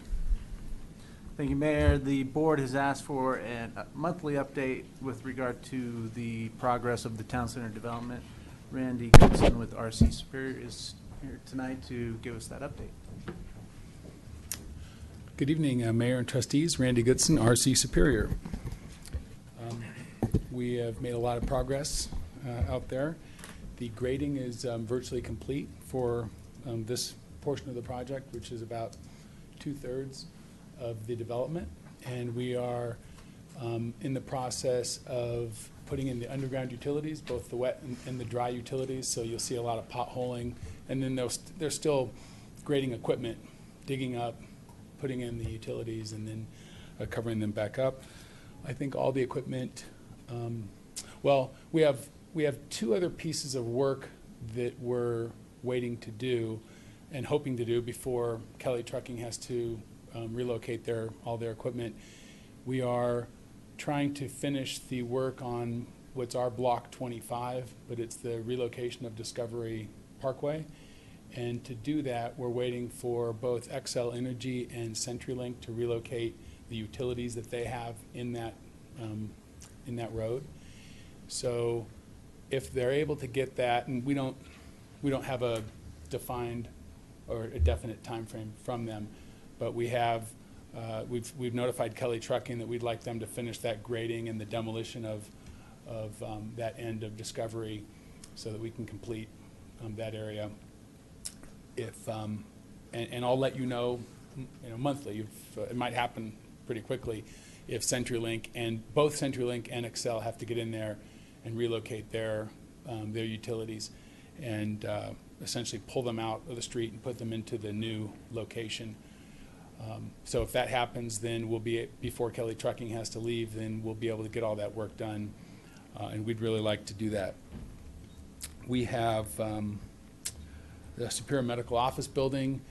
We're expecting them to submit an FDP to the town in the before the end of the year. They have to do an FDP amendment because they're proposing, as you know, to relocate the building so it's not connected to the Boulder Valley Ice and Indoor Sports buildings. And we have, we're preparing to start the roundabout design. I think one of the discussions tonight is whether the town would like to reconsider that, the solution to that intersection at Main Street and McCaslin. And I saw a staff memo to that. Yeah, Alex is here as well. Alex provided in your packet a memo and diagram of what that might look like and how it would operate. But don't want to spend money on design of it if the board thinks that they would prefer your normal traffic signal intersection at that location. So with them wanting to start design work in the next month, I thought it would be good to have that discussion tonight. Yes, we'd like to have Main Street open by, our target is July 4th next year. And so we were just about to start the design work. We've done quite a bit of preliminary design as part of the PD process. And then we have to go to the actual construction documentation and process an FDP for the roundabout. When the town staff asked where we were in that process, we said we were just about to do the work, and we said, we were told don't start yet. So you tell us what you want us to do there, signal or a roundabout. That's up to you. I'm happy to discuss my thoughts if you are interested. Absolutely. Yeah, what are your thoughts? Well, I think the traffic study, the traffic study clearly recommended a roundabout from a safety perspective. We have, the roundabout design is different than the roundabout up at Colton Road because there's free right turn lanes. It's a 2-lane roundabout, and the one at Colton's is a single-lane roundabout. Our diameter is quite a bit bigger, and so I've heard some of the comments and concerns about the existing roundabout in town. I think the roundabout is a better solution for Superior Town Center as well, because when you have a light, you have a long stacking of cars waiting to turn left, and let's just say we could figure out a way to get past the issue of the bridge constraining that left turn lane. And so if you had a normal stacking distance for a signal like that, when it turns green, then you pour all those cars into Main Street. And we're trying to calm traffic on Main Street and have sort of a steady flow of traffic. And then you get people kind of pulling in and obstructing that. We could work with it, but that's just my preference. I think it's easier when there's a constant flow, and that we can work with the roundabout design. It's a town issue. I've read the same things that you've probably read about the cars coming down. I think that's what was operative in the very beginning when we looked at whether it's a roundabout or a signal. We wouldn't want to be responsible for accidents. And when you have the stacking distance for a signal when it turns red, stacking on a wintry day or night with the downslope coming from McCaslin, that seems to be challenging. I know there are solutions to that. You can put in, heated grates of sort of saw cuts, in McCaslin. There's ways to reduce icing and things like that. So those are my thoughts. We have contracts with several builders.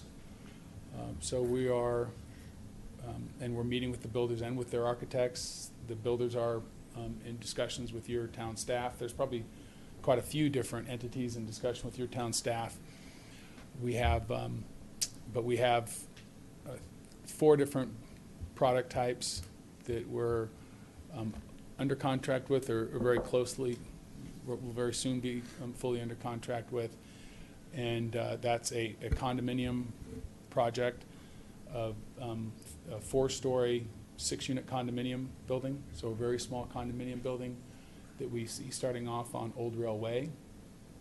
And we're really excited about that because it's elevator served, very high-end condominium that we think will hit the market really well. Half 2 bedrooms, half 3 bedrooms. The top floor will be penthouses. The first floor is really garages and small little space to create a nice street scene. So we're excited we found somebody that will build those, I hope.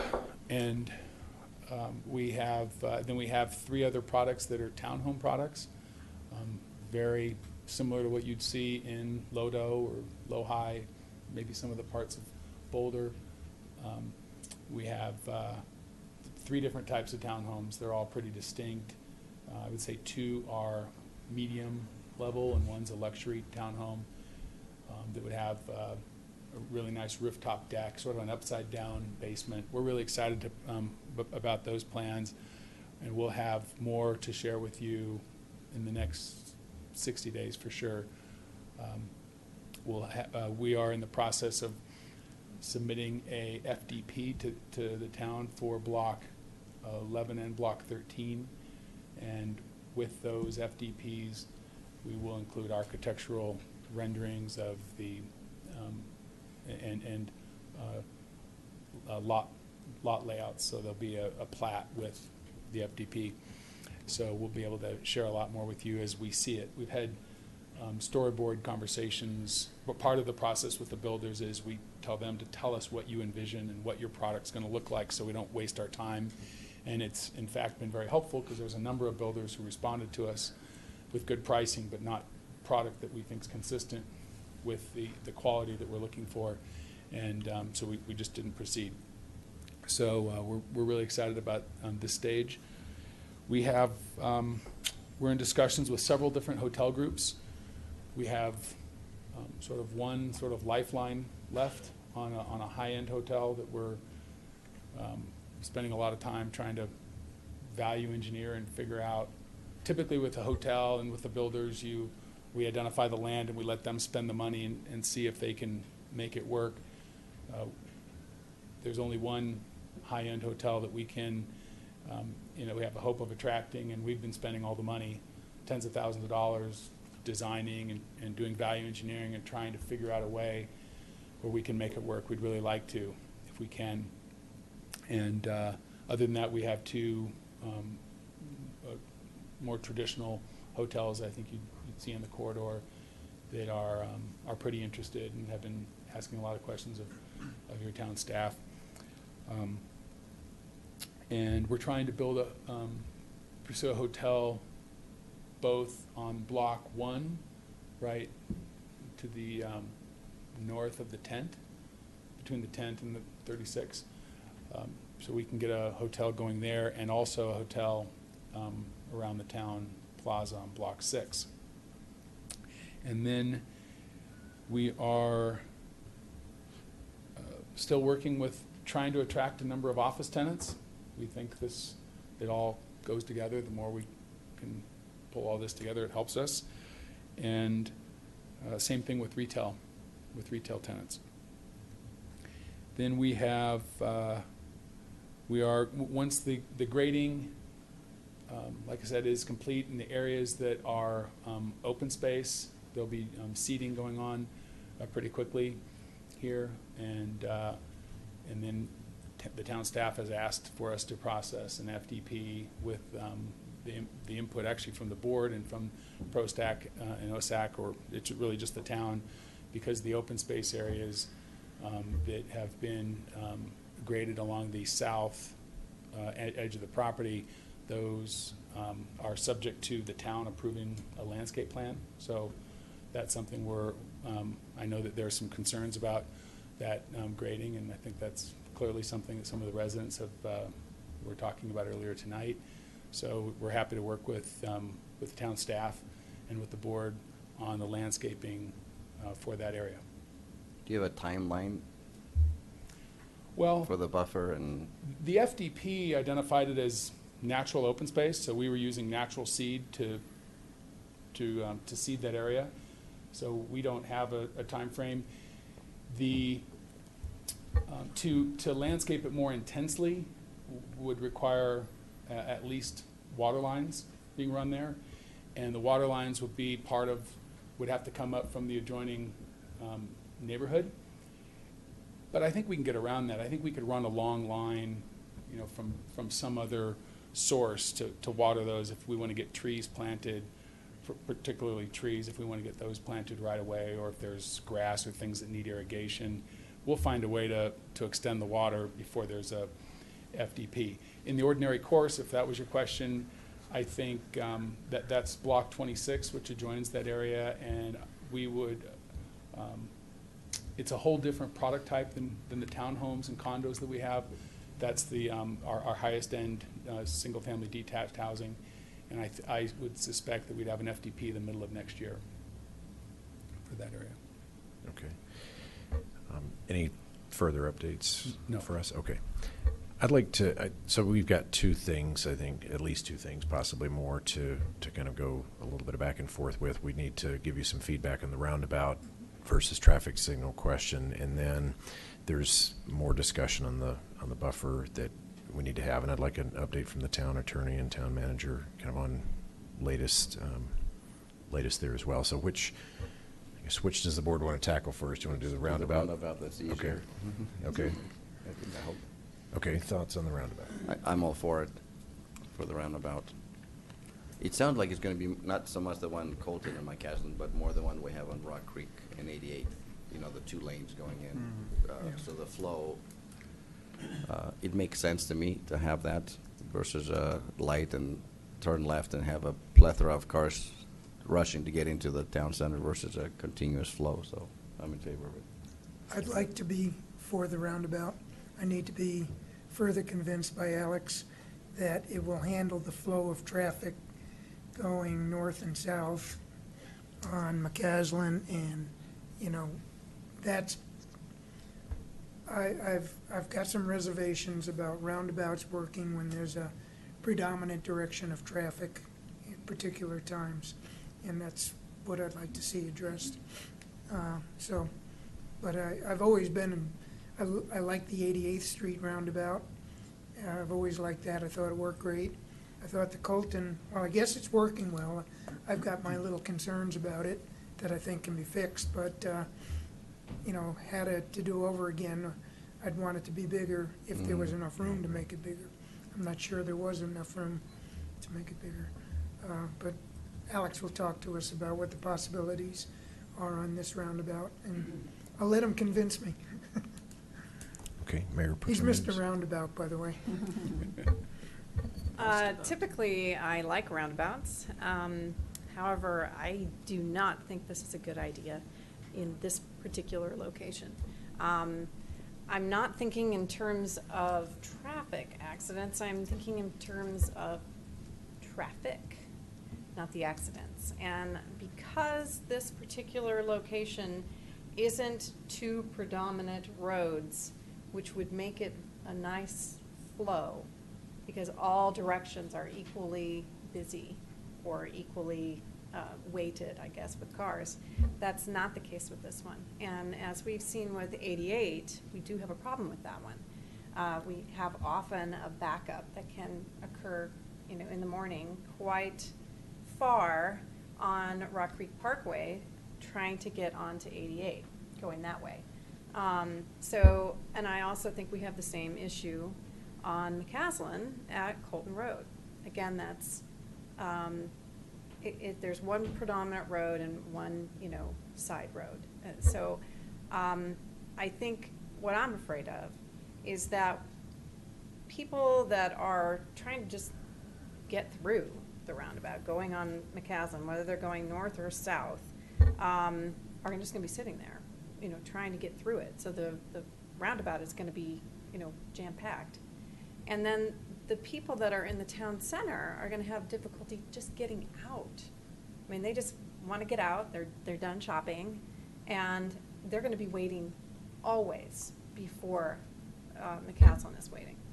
So I have a big concern here. At least with the light, you get your chance. Yeah, you have to maybe wait 2 lights, but you get your chance, no matter what.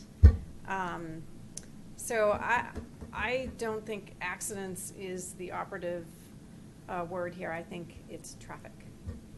Just to respond to that, it may not make a difference, but as far as people leaving Main Street and heading northbound,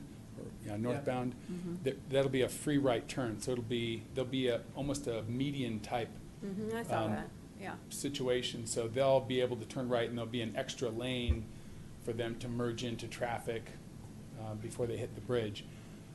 So. But the majority of the people will be from Superior, right? Not necessarily.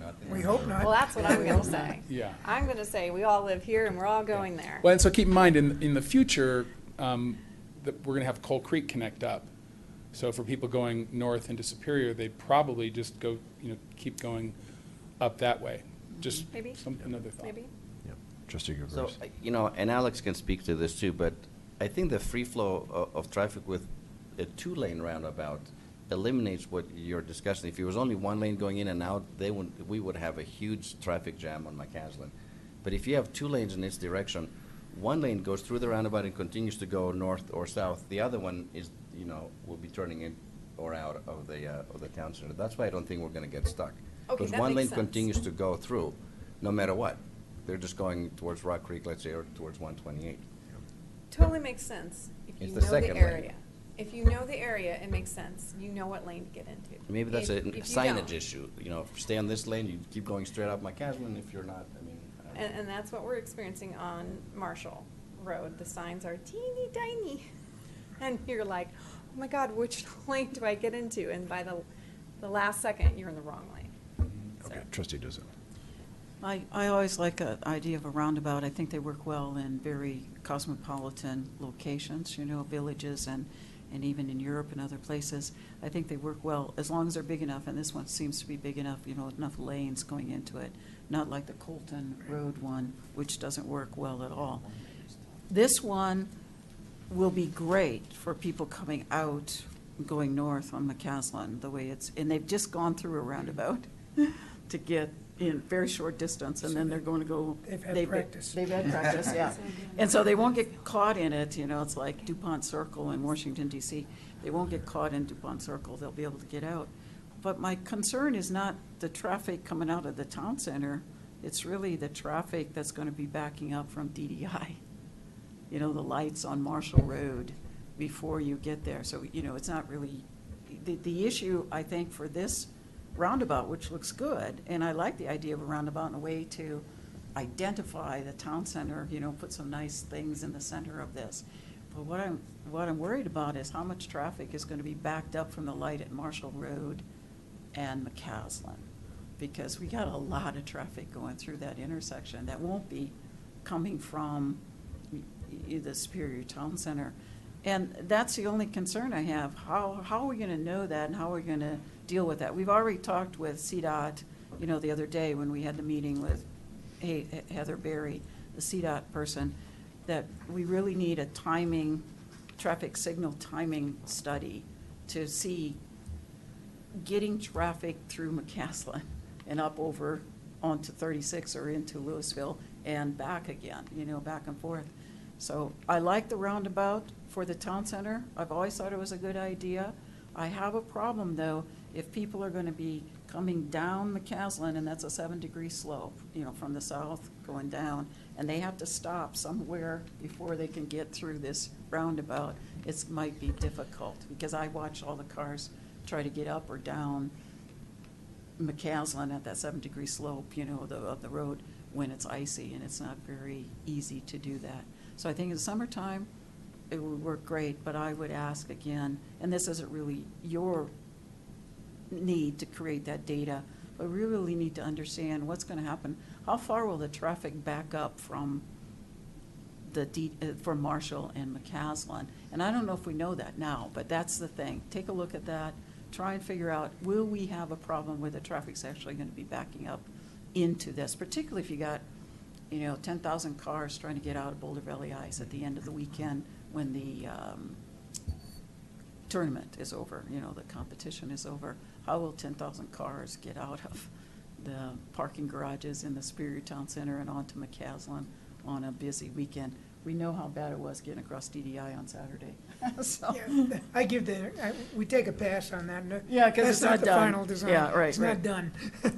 Okay, Yeah, well, we have 500 parking spaces for BVI, so for any 10,000. event, they have to have a parking management plan, and they have to, which would include perhaps having buses to have people park over at the BRT location or The buses have to get out of there too, though. So. Okay, I'll give my Yeah, comment. it's really not the traffic coming out of the Superior Town Center I'm worried about. It's the traffic on McCaslin. What that's going to do to that roundabout. And that's what we need to have a clearer picture about. And I think, I'm looking at staff to give us that, not necessarily tonight, but we need to have a better understanding of what will the McCaslin traffic do to this roundabout. Well, let us know when you know, and we'll proceed with the Okay. design. I'll give you my thoughts, and then we should probably move on to the buffer discussion. I'm in support of roundabouts. I think they make a lot of sense. I think this one, as proposed, makes a lot of sense for this location, so I'd be in support of it. I do share the concerns. I think the downhill on McCaslin is going to be a challenge, whether it's a traffic light or whether it's a circle or whatever it is. When it's icy, I mean, that's just going to be a challenge, period. So Right. I don't think it's going to be any more or less with a traffic circle. I like the way circles function. I think we'll always have peak periods of traffic and backups. I mean, holiday periods, big events.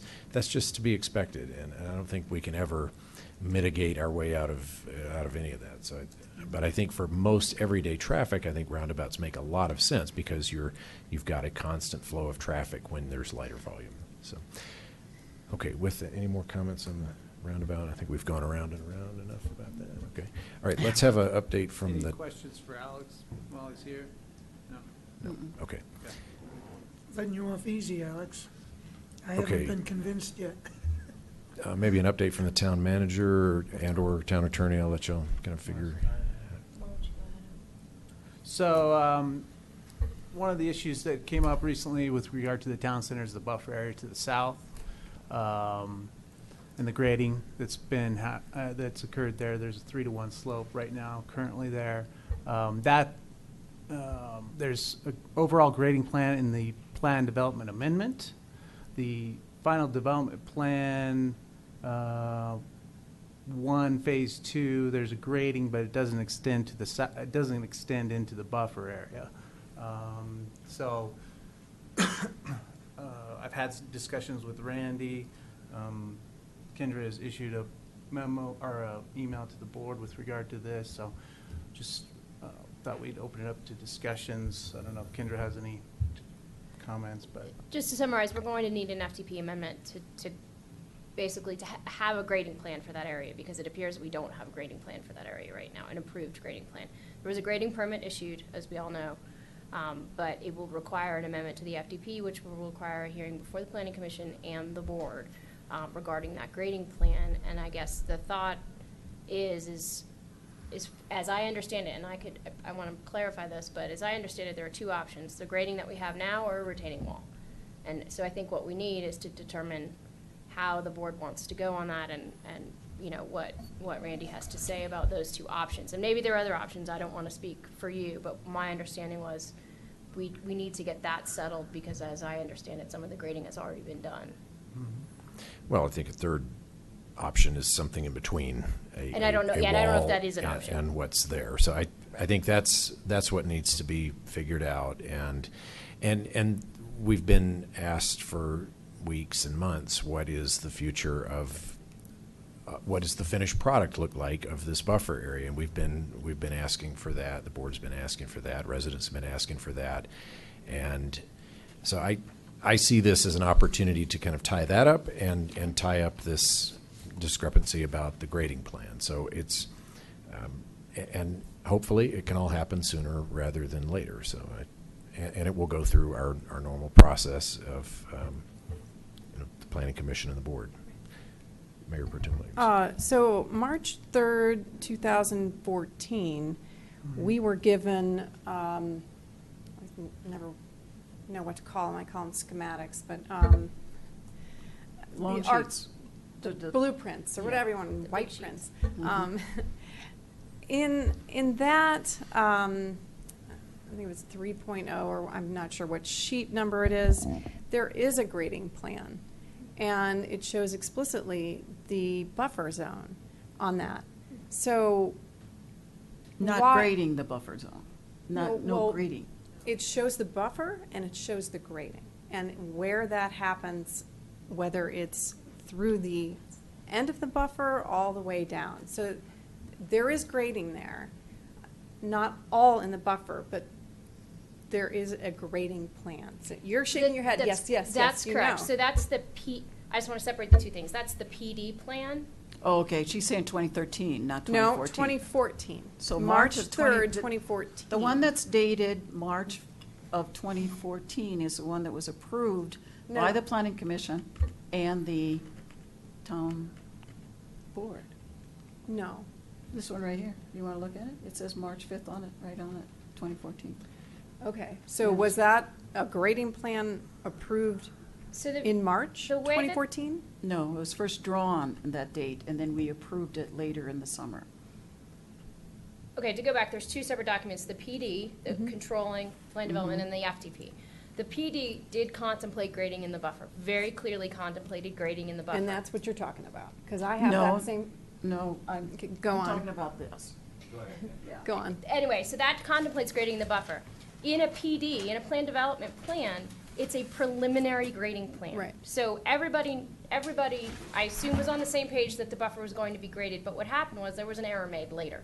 So instead of carrying that through into the FDP, it didn't get carried through. So what got presented to you in the FDP didn't include the buffer being graded. And feel free to jump in here, Randy, if you have more comments on this. So I agree with you. The PD plan allows for the grading in the buffer. We do not need to go back and touch the PD plan. But the nature of a plan development plan is preliminary. And so that's supposed to be finalized at the time of the FDP. And that's where there was a bit of a disconnect between the PD plan, which did contemplate grading the buffer, and the final development plan, which, though the grading is included in the drainage plan, the grading of the buffer, it wasn't included in the grading plan. So that's where the disconnect happened. There's an extent, though, to the level of grading, and that's where we all kind of have a different view here. The PD plan amendment clearly showed, and I very distinctly remember this, and went back and looked at a lot of videos over the last 3 days, that was to actually, and I had these questions of Randy at that time, that was to actually bury some of that irrigation ditch and the easement that goes along there, so that went into the buffer. The March 2014 plan that was presented to the Planning Commission, the long sheets I've got right back here, And show- to the board. well, first was June 10th to the Planning Commission, and we approved it, moved it on, that grading plan back there, which was not as extensive as the grading that happened in the last 3 weeks or so over there. That grading plan did not enter into the buffer, did not show grading in the buffer.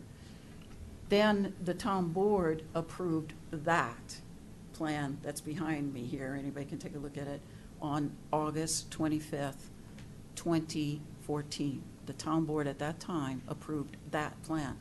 So sometime between August 25th, 2014 and March 13, 2015, when it finally got signed, something happened that a more extensive and intrusive grading plan got included in a plan, FDP, that was approved differently. The grading plan was different as approved on August 25th, 2014, than what was signed on March 13, 2015. So now, there's a lot of, Can I address that, just sort of there's that? a lot of failures on many areas here, because it didn't come back for anyone to take a look at. And we've always had this discussion about that natural landscaped buffer, 250-foot buffer, that is included in the annexation agreement from 1998, incorporated into the PD plan amendment that you all signed.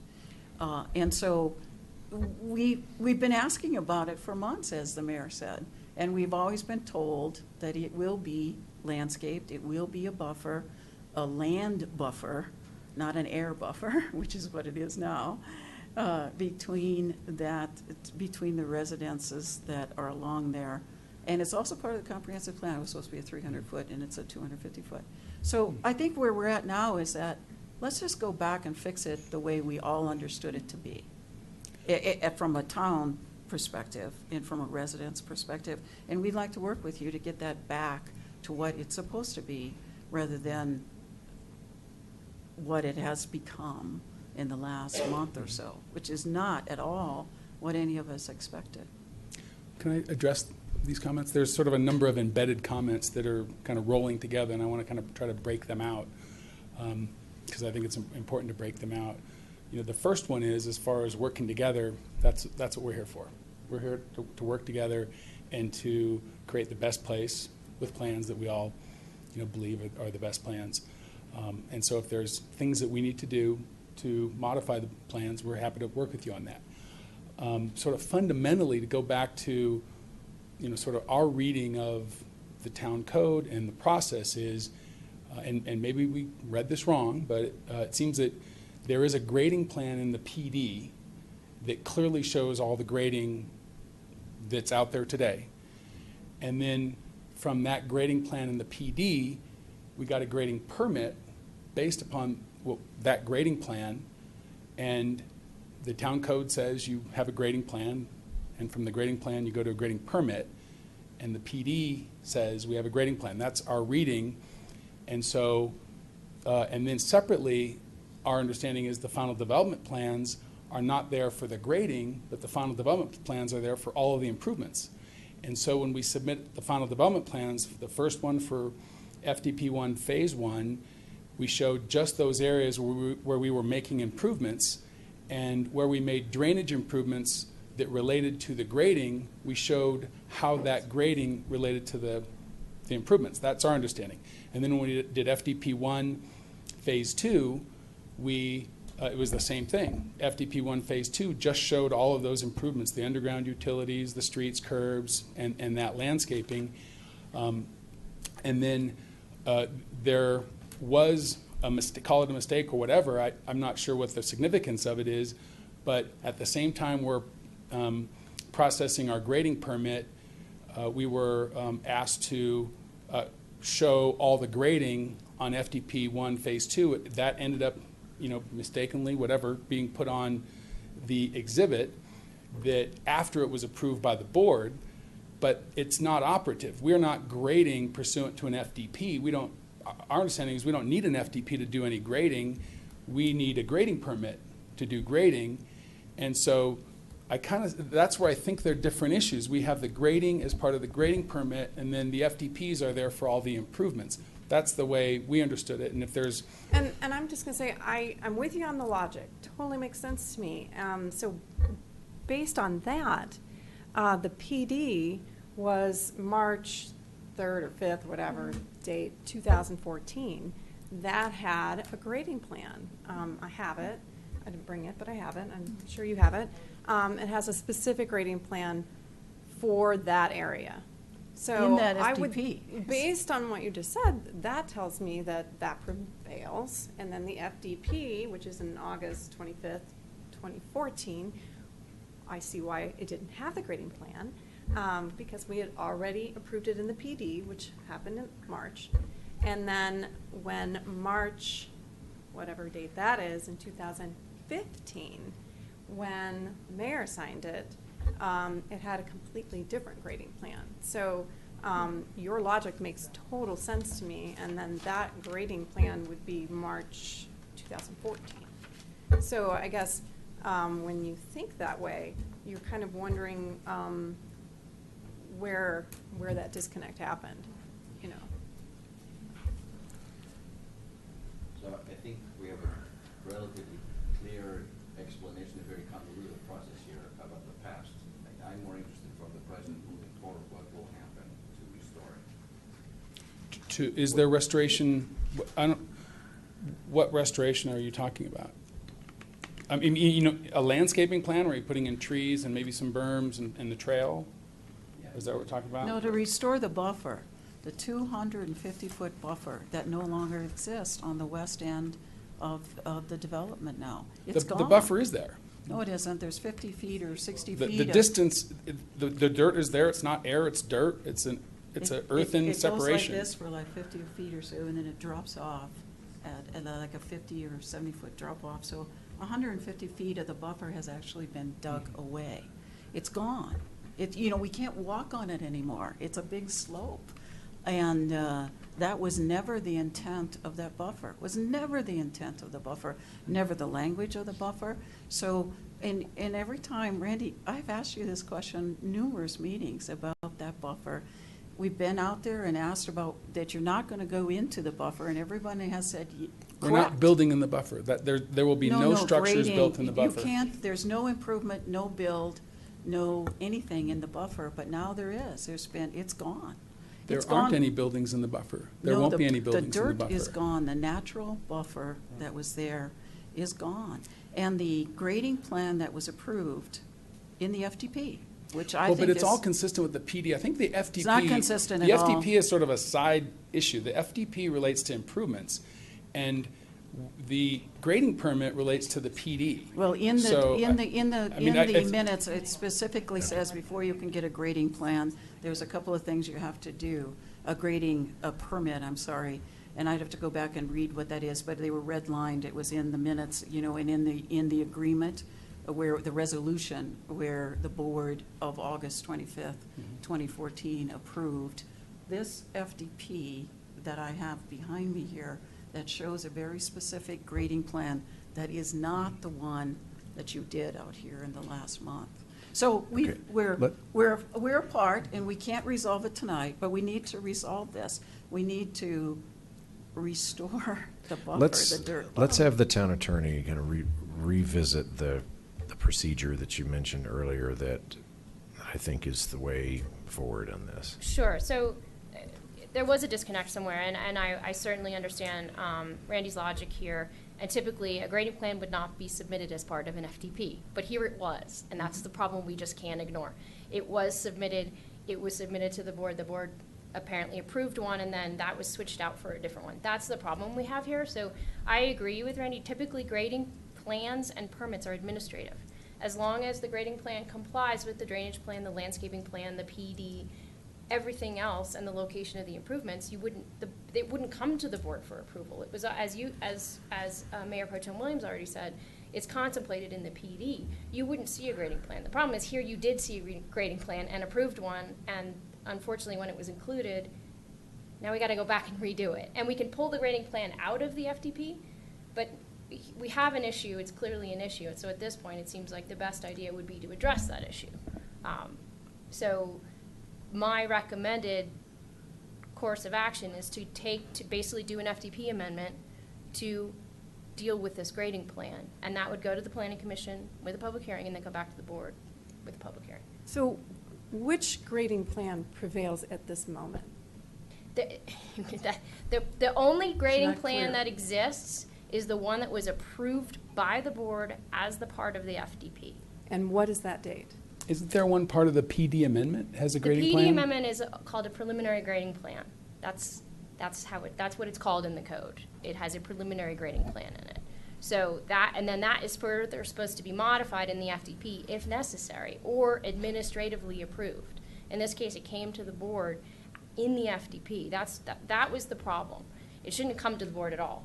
honestly. Grading plans don't need to come to the board. They just don't. But wait a minute, Okay. it didn't come to the board in August 2015. Yes, it did. It did. Yes, it did. It's right here. It's did. here. It very clearly did. And that's the one That was approved. that was approved. Okay. But This- that's not the same one that was signed. I know. The Correct. one that was March signed is, 2015. the one that was signed is incorrect. Is Okay, incorrect. there's, a lot of this came to light literally over the weekend and Friday. So we're not going to solve it at this point in time. Clearly, a lot more discussion needs to happen and a lot more work on this needs to be done. Okay, so I would just, we'll take your, okay, go ahead. So you've heard the concerns of the residents. I think Rita and I have asked, in your mind, when you hear restoration of the 250-foot buffer, what does that look like?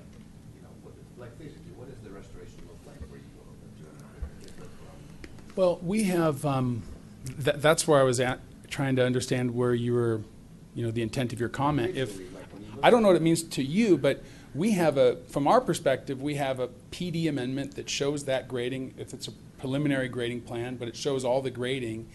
And the FDPs were just showing components of that grading that were part of those FDP improvements, because we didn't think we needed an FDP for a grading plan. We were separately processing our grading permit. And the grading plan, all the grading plans, we have a preliminary grading plan. I didn't realize it was preliminary. We have a preliminary grading plan that's approved in the PD amendment. And we were separately processing with staff the grading plan and the grading permit. And then in the FDPs, we showed a subcomponent of the whole of the grading that related to just where those public improvements were happening. So at the same time, we had FDP 1 Phase 1 going, FDP 1 Phase 2, and we were processing our full grading permit for all the grading that we were doing for all of Planning Area 2 and half of Planning Area 3. So I don't believe we've graded anything that we weren't supposed to grade. The PD amendment identifies us doing all this grading. No, not all this grading. It's different. It's not the extensive grading that you've done. The PD amendment does show some grading into, but it's to take care of the irrigation. And I specifically had this question at that time. I know I did, and I can go back and pull it out. So, but I'm with Elia. We have to move forward and fix this, because clearly there is a big disconnect here between what the board and the residents thought the 250-foot buffer was going to look like, and versus what now we have out there on this third of, this side, the western side of it. So we have to figure this out together, how to restore, using Elia's term, back to the agreement and the commitment of a buffer, a natural landscaped buffer, not a slope that goes down. And I also remember very distinctly talking about how far you were going to over-excavate, 15 or 20 feet, and then put that dirt back. But in that area, you also needed to drop it down 20 feet from where the elevation, natural elevation was, because of Discovery Parkway connecting into your streets.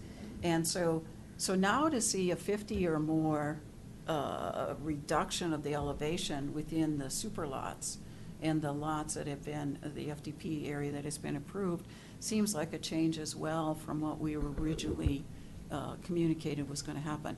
But that's really your plan, but taking away our buffer that's always been included in there, in order to get down so far to where you're going to build, you're going to have to figure out how to do that. But you can't take away our buffer to do that, because now we just drop down 3-to-1 slope. You go down 50 feet, that's 150 feet of the buffer that's gone.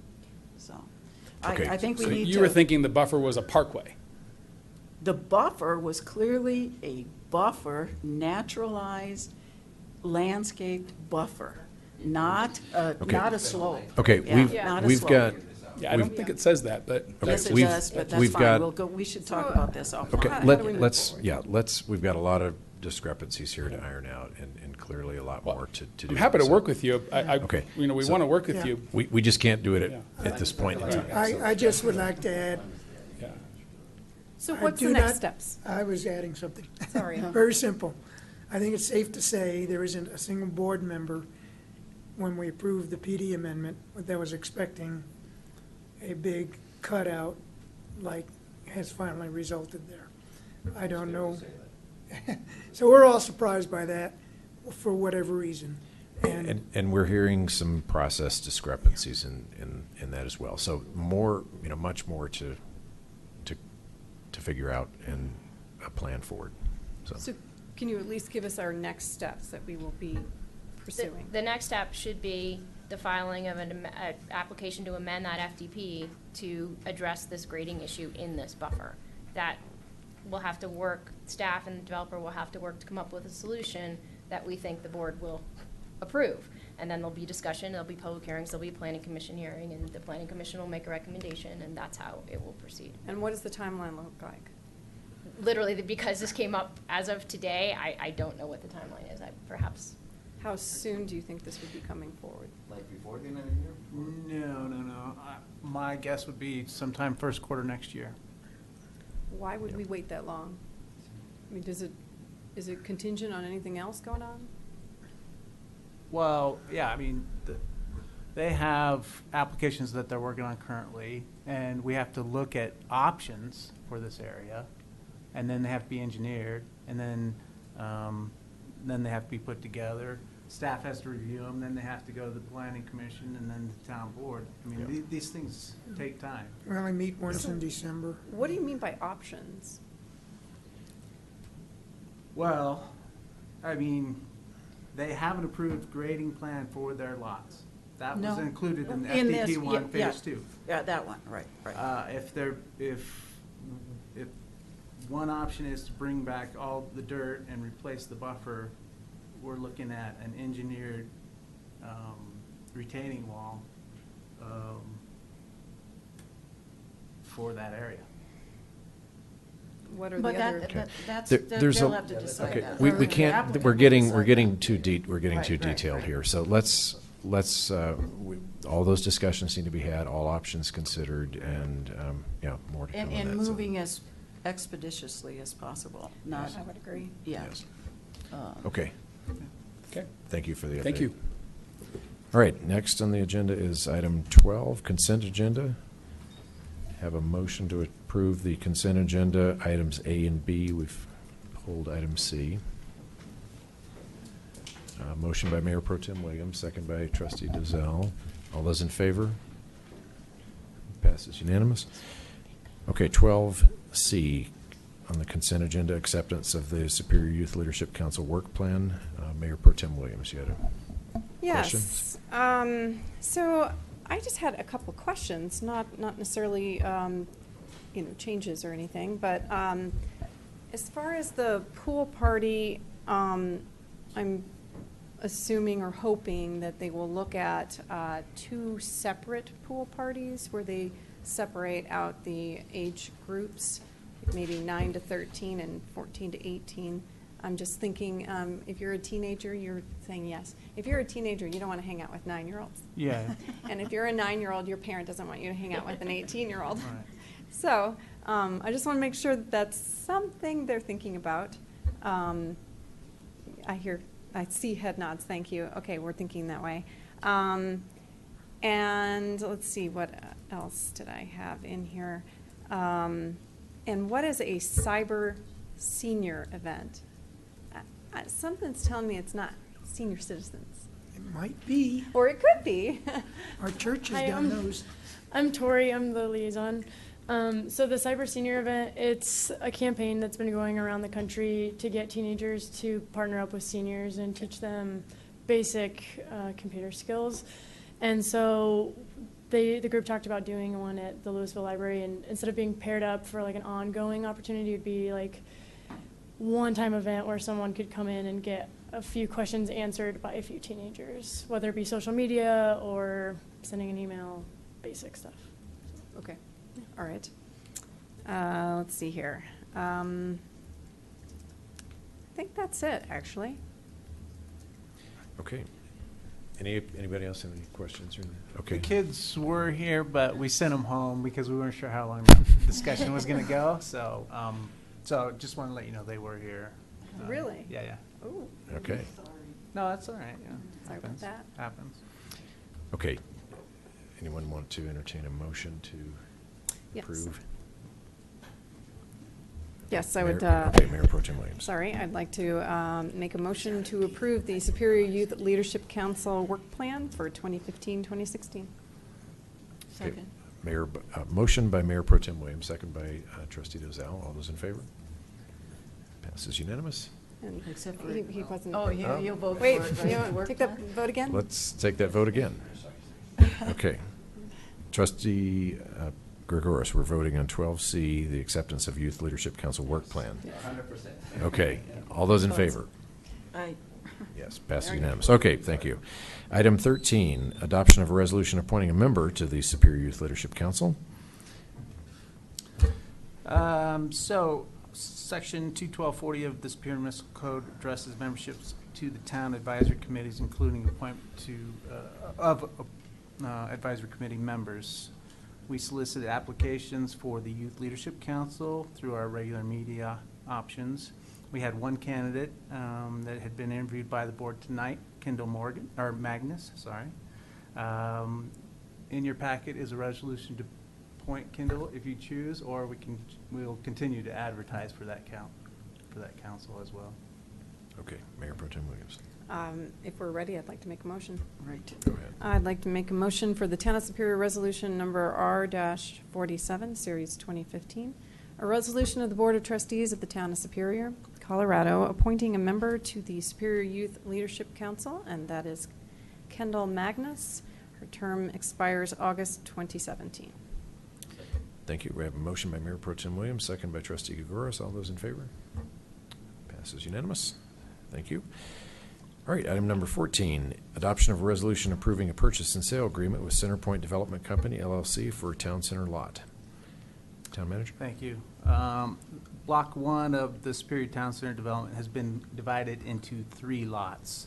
Town currently owns lots 1 and 2. Lot 3 transferred to the Town Center developer, RC Superior, once Boulder Valley Ice closed on its lot that they're currently building on. Lot 3 is designated for hotel use. Lots 1 and 2 were designated as civic use in the development plan, but the town has decided to sell for retail. The town, Lot 1, the town received as part of our, when we took over District 1, the water district, and then Lot 2, the town received when, as part of the larger purchase of the 10 acres for the current site for the ice facility. And then it was subdivided and we kept Lot 2.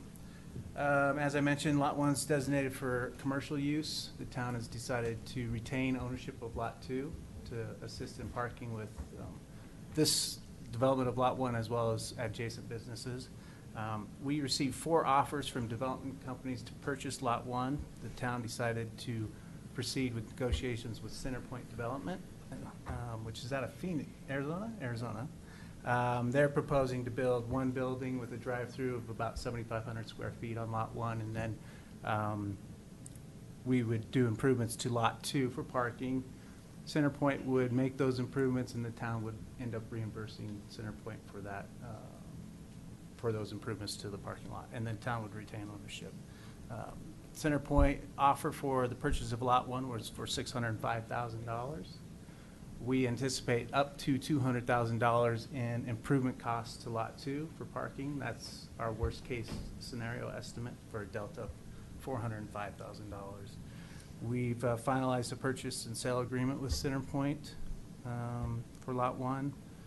As part of that agreement, it stipulates that we will need to work during the evaluation period, I think it is, which is 60 days, on a easement and maintenance agreement of Lot 2 for parking.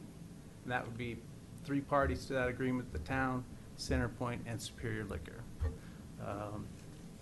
We would have a permanent easement on that lot for parking, and then CenterPoint and Superior Liquor, I'm guessing, would share in the ongoing maintenance of that lot. Snow removal, landscaping, that type of thing. Conditions of the sale include purchase price of $605,000 for Lot 1, as I mentioned, $10,000 in earnest money to be paid by the purchaser and held in escrow. a 60-day evaluation period, a 120-day entitlement period, with options for 2 30-day extensions, and then the closing to occur within 30 days after the entitlement period. We included budget implications, and staff's recommendation is to approve the purchase and sale agreement.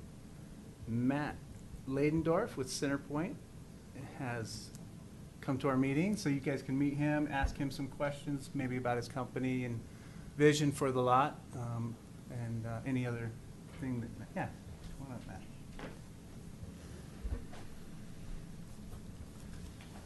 Thank you, Mayor Folsom, trustees. My name is Matt Ladendorf. As Matt had mentioned, I'm a retail developer out of Arizona, specializing in the smaller retail developments like the one that we're proposing. I'm doing that throughout the Rocky Mountain region. I've been in real estate for over 21 years, so all retail development. We're excited about the opportunity. We have a number of tenants already expressing interest. We're in negotiations with some tenants this early on, and we were 2 and 3 tenants deep in some categories for the remaining space. So we have a lot of activity. We've prepared some elevations. I'm not sure if you've seen them or not, but we've prepared some. Yeah, they're included in the packet. Okay, so just to give you an example of kind of what our development will look like. So we're very excited about the opportunity. And then go ahead. you, I think you met with Pete Messmer with the Yes, liquor store yeah, today? Yep, I met with him this morning, or this afternoon, and he's very open to working with us on a cross-access, reciprocal parking plan. So he just said, hey, look, we'll, when you get that done, get it to us, and we'll be happy to sit down and talk to you about it. So it was a good conversation. Yeah, good. Yeah, so, yeah, happy to answer any questions on. Okay, thanks for coming in. Thank you. Questions from the board? I guess I have one question, which is great to hear, not a question, a comment first. Great to hear that you got so much interest, because I think it's a great space. I do see one of your concept designs, you've got Superior Square on it. I would just ask, let's not come up with any more names for any of the, because we've got so many different names Yeah. of retail and space, so, you know, I don't know, just don't That come was up with another. is actually a placeholder the architect had put on there. Okay. It wasn't direction from us. I think they just took a liberty to put it on, Okay. so, yeah. And that looks kind of like a, that one I wasn't real excited about, because it looks almost like a tower on a prison wall or something like that. But, you know, I mean, I just didn't like that one at all. But some of the other ones I've seen, you know, in the past when we were considering other proposals were great. And I think, you know, you'll do a great job of coming up with something that looks fun and modern and urban for us. Well, and every design phase that we've gone through, we'll provide and just get feedback and just be sure that you're happy with what we're doing and we're on the right track and just build something real nice. And you don't have any problem with that, the service agreement to maintain that other parking lot, that you'll Not be at able to all. work that out? Okay, that's great. Yeah, they're on board, we're on board, and, you know, snow removal, sharing the common landscaping, the common, you know, the sweeping and all that. That's a very simple document. Excellent, thank you. Yeah. Looks good. Yeah, thank you, thank you. No, I appreciate your flexibility and working with us on that lot too. I know that was kind of a moving target Yeah. to deal with us on, but we really, I think as it all unfolded for us, we saw it as, hey, here's an opportunity for kind of a win-win with our, you know, with our existing businesses. We want to be doing everything we can for our existing businesses, but we also want to make the best for this site. And this really seems like a win-win, and so we appreciate the flexibility and working with us. Location, you know that, right? Mhm. Yeah. Well, when the- Well, it's evident with the amount of interest that we've got from the tenants, and, you know, that will be new to this area. Mhm. Well, when the traffic backs up down that McCaslin, you could go out there and sell coffee, you know, little car hops going out there selling. Might be able to sell sandwiches. That's right, that's right. And it might be a new business. They start. Yeah, you're right. And rollerblades out there. And if I learned something new tonight, I think what I'm going to do is, I think there's an opportunity for some electric plug-ins for some cars. Oh, absolutely. I'm Yeah, telling so you. I think we can figure out a way to squeeze some of those in there, yeah. Right, yeah. There you So- go. But they cost $25,000 to put in, and then $100,000 over the life of them to, you know, to maintain them stuff. But, You might just get Nissan to donate them. Yeah, right. well, that's Well, been no, the problem, see, but I think it's a great marketing for certain locations Yeah. to say, you Well, know, you especially know, in Boulder County, I'm Well, and to telling your you. point, you know, with folks coming off the freeway, you know, you usually see these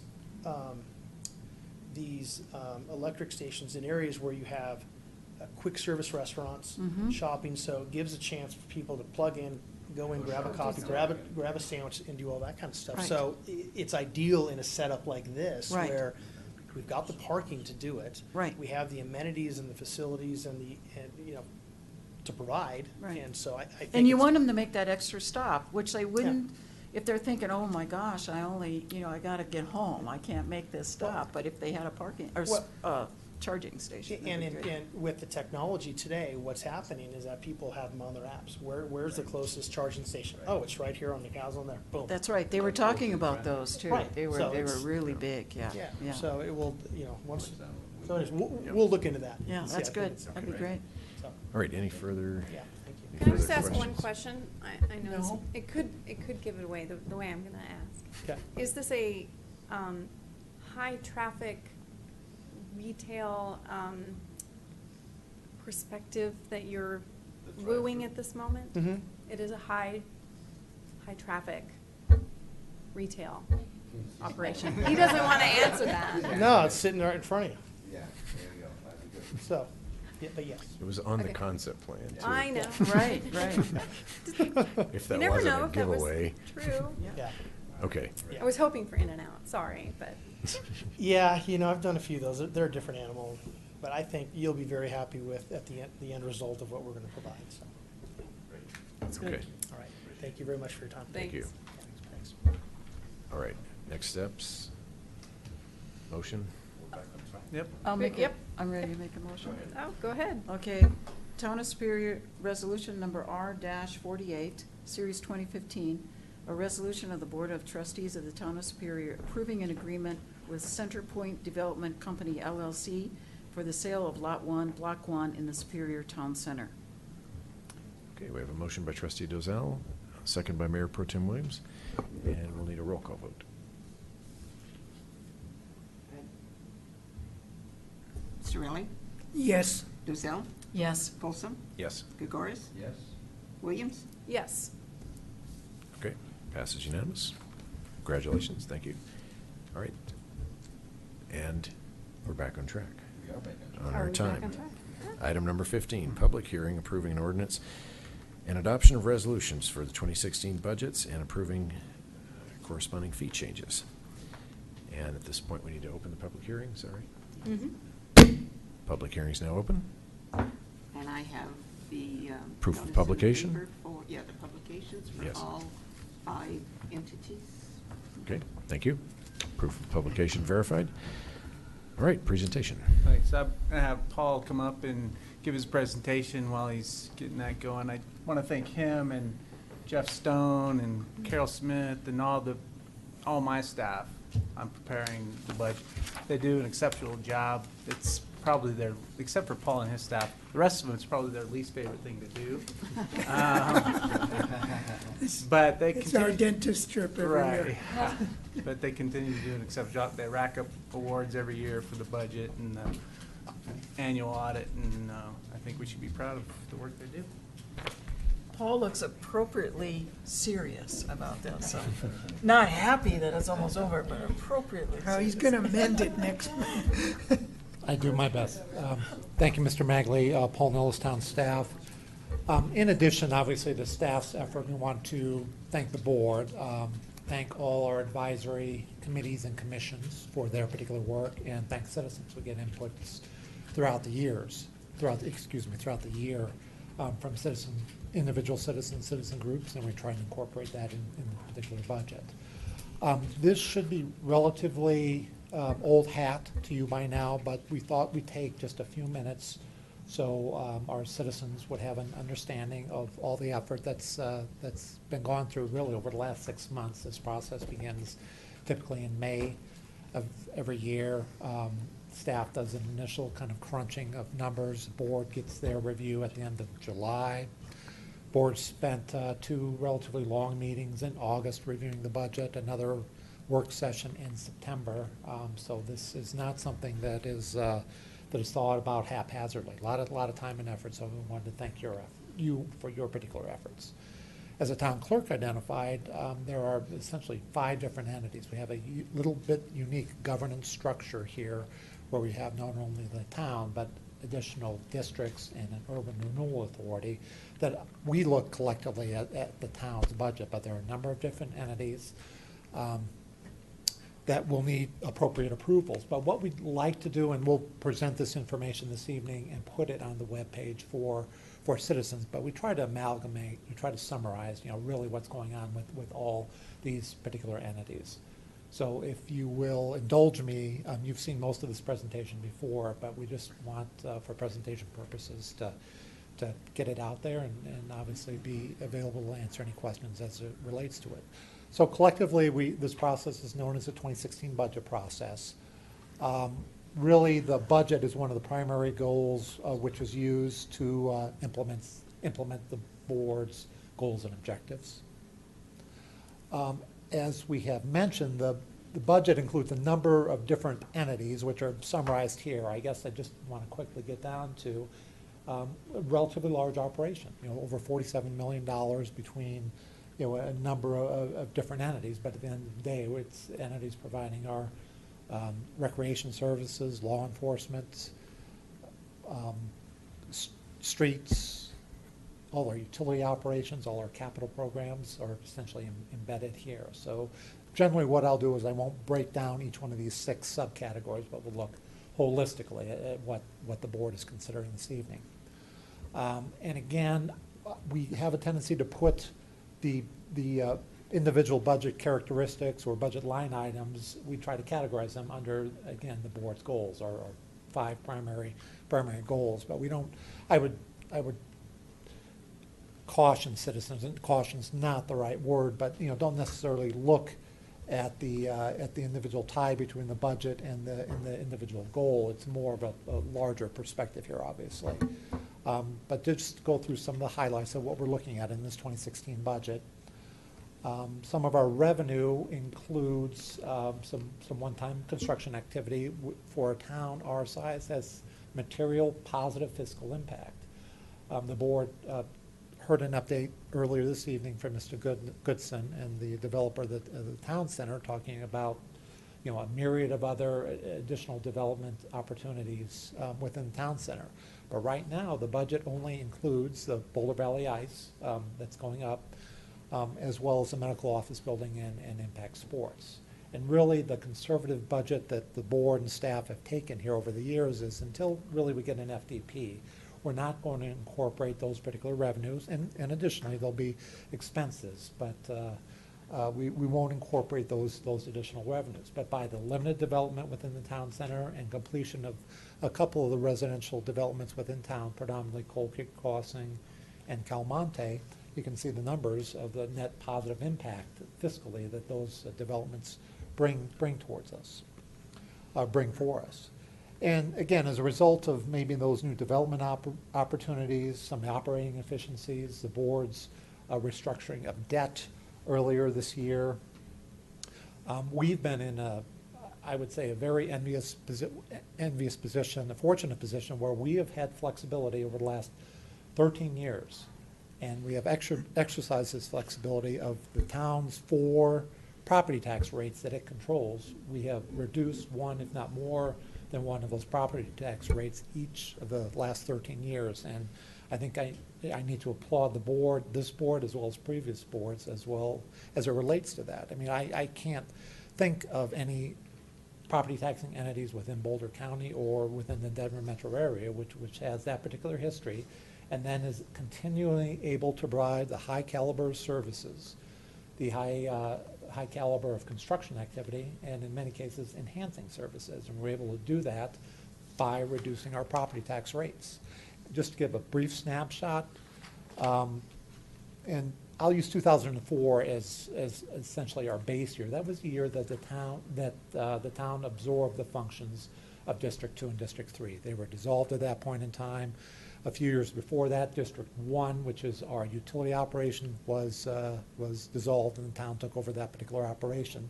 But since that point in time, and I'll go through quickly the 4 property tax rates, which you control as a board, but the town rate, which pays for our core services, rec services, law enforcement, public works type of services, that's decreased by 10%.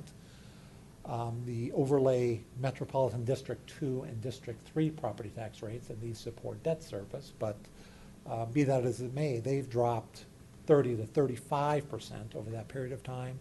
And our interchange district, the district which we've established that's responsible for doing a lot of the construction work over at McCaslin and Highway 36, we've been able to drop that property tax rate by 25% over that period of time. So again, I need to applaud the diligence and of you and your predecessors for doing that while maintaining the services we provide.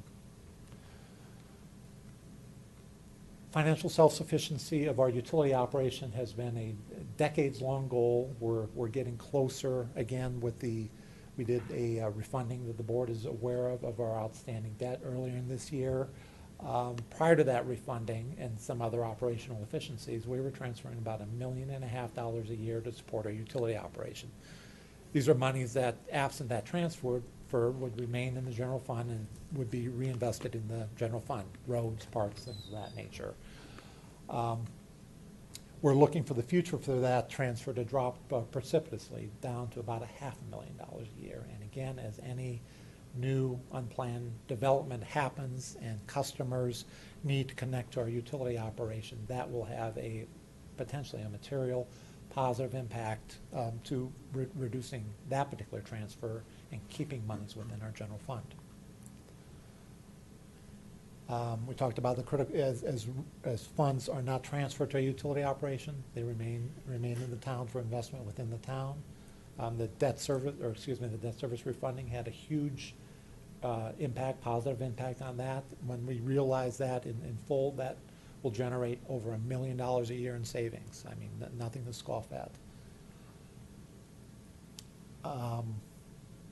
Also, as it relates to this whole idea of business retention, one component within the 2016 budget is to hire a consultant to help us identify and market to retailers to fill voids we have here within Superior. Most of the budget is focused on providing quality services to our constituents. In 2016, we're looking at restarting the park and ride program that was eliminated by RTD several years ago. We are also looking at an aggressive streetlight replacement program, working with Excel on that particular program, and also studying or looking into options as it relates to broadband or fiber delivery to homes within town. At this point in town, it'd be premature to say whether or not we're going to or not get into that particular business, but at least do a study and look into that. Some additional investments in public service or public infrastructure is we are looking at one new staff member. We discussed this in detail with the board. This is a regular full-time individual known as a geographic information system technician.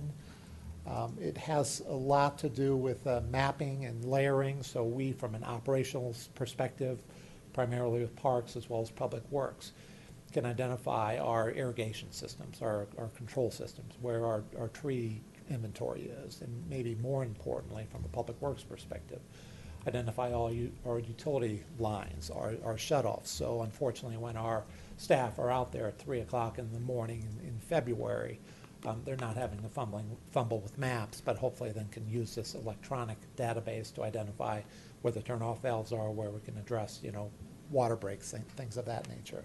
Absolutely critical activity. We've been working towards it over the last couple of years with the new development activity that's happening in town and the need to incorporate all those layers, electronic layers, into the database so staff can utilize it. It's absolutely critical. The position will not only be focusing on GIS activities, but Alex went through this in quite a bit of detail last month, providing quite a bit of support for his operation as well as other operations in town, just highlighted by a half dozen or so additional functions or tasks. On the capital side, we will continue with an aggressive trail connection program over the next several years in conjunction with the completion of the Diverging Diamond Interchange. We will extend trails essentially from the Coal Creek Trail system towards Boulder up to Davidson Mesa. We will also work with our partners within Boulder County to look at some trail opportunities potentially within open space as well. We'll continue our street maintenance and rehabilitation program to the tune of about $7 million over the 5-year program. We have gotten out of the neighborhoods over the last several years. As the board is aware, we've been spending $2.5 to $3 million working on the neighborhoods, and now we'll get into some of the major arterials and connector streets. We have looked at the ability to accelerate funding for a new park within town south of Colton at the Eldorado K-8 school site. We're looking at a $3 million project and materially beginning that next year. Also continuing our investment in our current infrastructure with parks, recs, and pool improvements. An item of note is we're looking at a major reconstruction of the north pool. That is the older of our 2 pools, looking at a plumbing, HVAC, electrical rework of that 20 to 25-year-old facility. Patrick and his staff obviously then will continue our aggressive tree plants and shrub landscaping enhancement program over the 5-year period of time. We also have proposed a design build for an expansion of Town Hall beginning in 2016. Essentially what we have now is with operational staff, and we, as most people know, are very small staff comparatively, and take great pride in that, but with that pride, with that small staff, we need to enhance our efficiencies as much as absolutely possible. Well, right now we're at 5 different locations. So from an operational standpoint, there's some inefficiencies there, and maybe more importantly, from a customer service perspective. If a customer wants to do business with the town, potentially that customer has to go theoretically to 5 different locations. So we're looking at a one-stop shop. The town currently owns the land due west of Town Hall, so it would be roughly a 10,000 square foot expansion to Town Hall. Again, from Mr. Hammer's perspective, we're looking from a Parks and Recreation perspective of New Parks Pavilion in Purple Park in 2016, replacement of the synthetic turf field, which is over 10 years old, at Williams Field, beginning design of 2 parks within the Superior Town Center. These are parks which the developer would install as part of our agreement with the developer, but the town will need to design those particular parks. From the utility perspective, probably the biggest project over the next several years is firming up our water supply. Our supply is generally firmed up, but we don't have buckets to put our water in. So we are working collaboratively with 12 other entities to build a water storage reservoir due west of Carter Lake, which is up in the Berthoud area, and that construction could begin as early as 2018. Our contribution, and we're kind of a mid-level player in it, is $20 million. It's ultimately probably close to a $400 million project. Many other improvements within our utility operations, from enhancements and improvements to our reuse system, focusing on continuing to keep our plants as up-to-date as possible, our water and wastewater plants, and continuing storm drainage improvements throughout the community. Another goal of the board is engaging residents through outreach and marketing. To that end, in 2016, we're looking at updating the citizen survey. This is a survey which we conduct every several years to get a pulse from our citizens. How are we doing? How can we improve our particular services? So it's time to do that again. Last year, Mr. Toth led the effort. It was a town-wide effort to redesign our website, so continuing to enhance that particular product. And then with Mr. Hammer's operation, continuing Newtown events and many times expanding those particular events as opportunities arise. Again, on community engagement, and I won't go through this, but you'll see 8 or 10 additional items that we use for our outreach efforts. It's quite extensive outreach efforts, which we will continue these and probably enhance them as well. For open space, as I mentioned, we're going to continue our work with Boulder County and try to cooperatively work with them as it relates to not only trails within maybe some of the open space around here, but also education programs, education efforts. The board's final goal of promoting and managing development opportunities. We will continue, obviously, working on the marketplace revitalization and infill. But integrate the Superior Town Center development with the marketplace, so both of those developments remain viable for the foreseeable future. The board also has a green or sustainability goal, so we have a small budget to do green enhancements throughout town. It could be, we've done charging stations throughout the years, photovoltaic solar panels on buildings, things of that nature.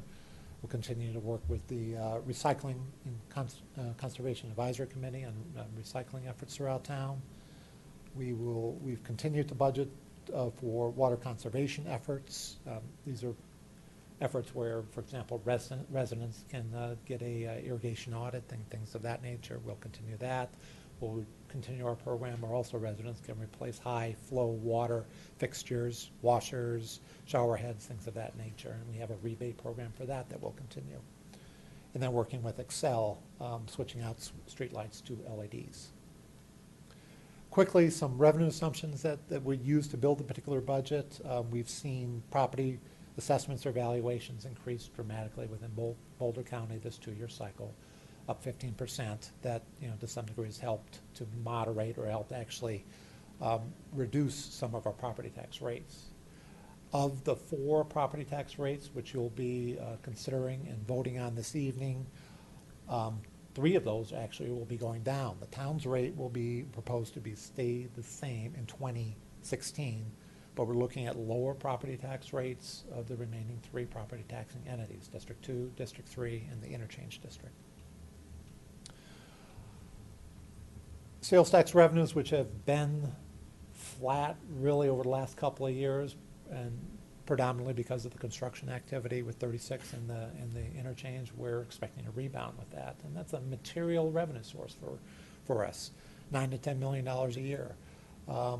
Not as large, but again, an important revenue source is we've seen an uptick in vehicle use tax revenues. We'll anticipate those to moderate, but those are an important revenue source which we monitor.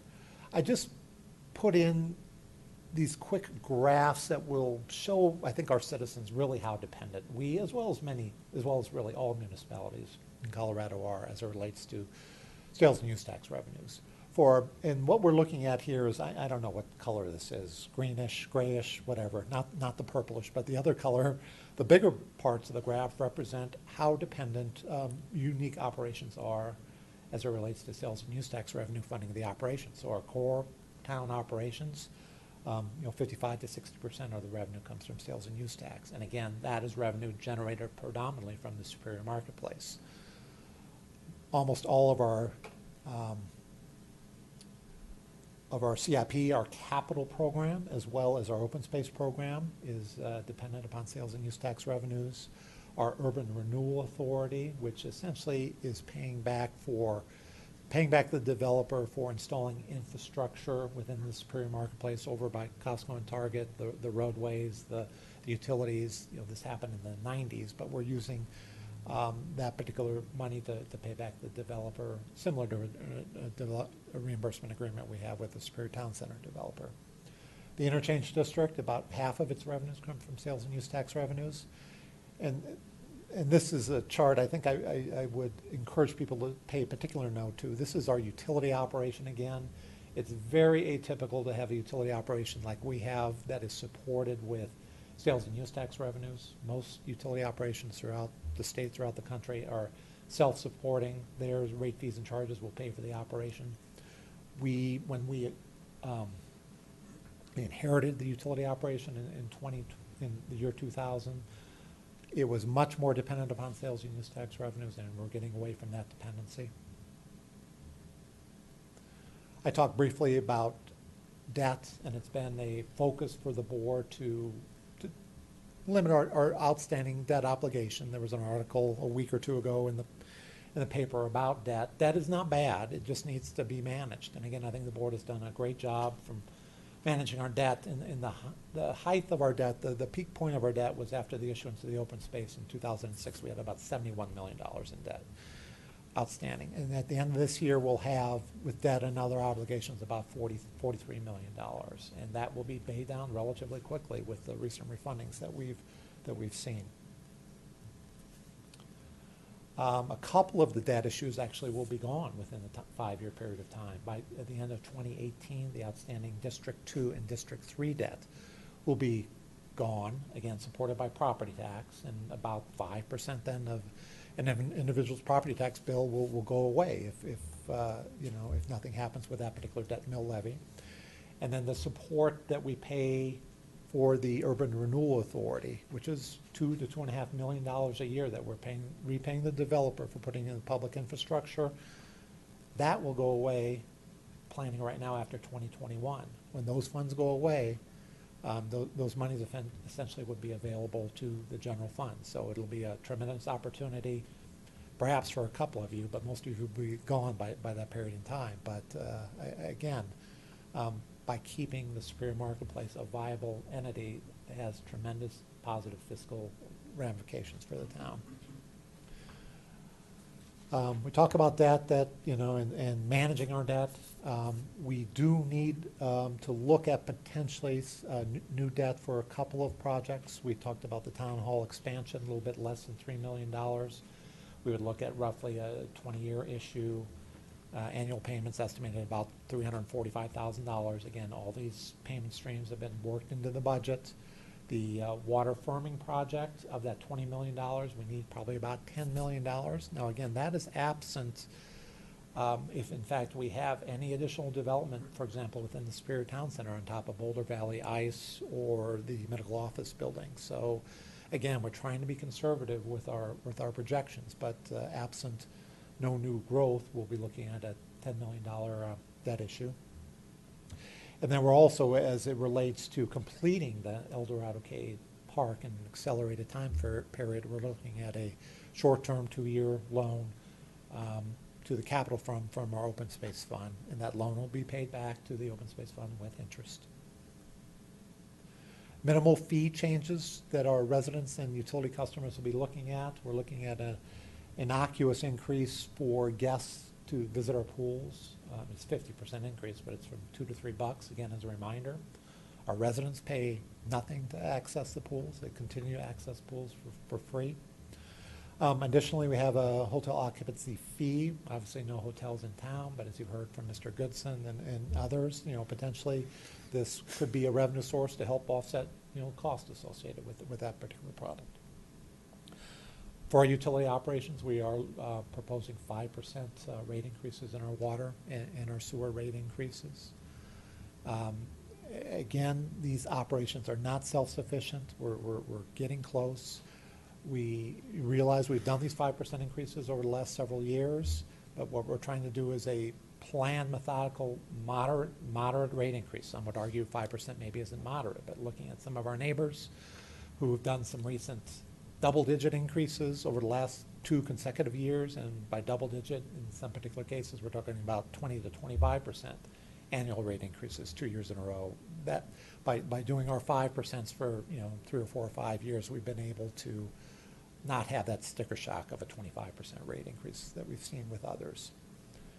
And this year, as well as for the next 5 years, we're looking at no increase in the storm drainage fee. We also have the landscape fee that we've held that rate consistent since we took over that operation beginning in 2014, and we're looking at no increase in that fee from 2014 to 2020, in large part because of Mr. Hammer and his particular staff's focus on cost containment within that particular operation.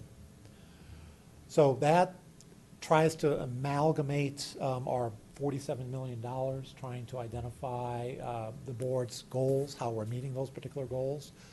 We're maintaining all levels of service that we have now. We have some expansions in levels of service that we went through.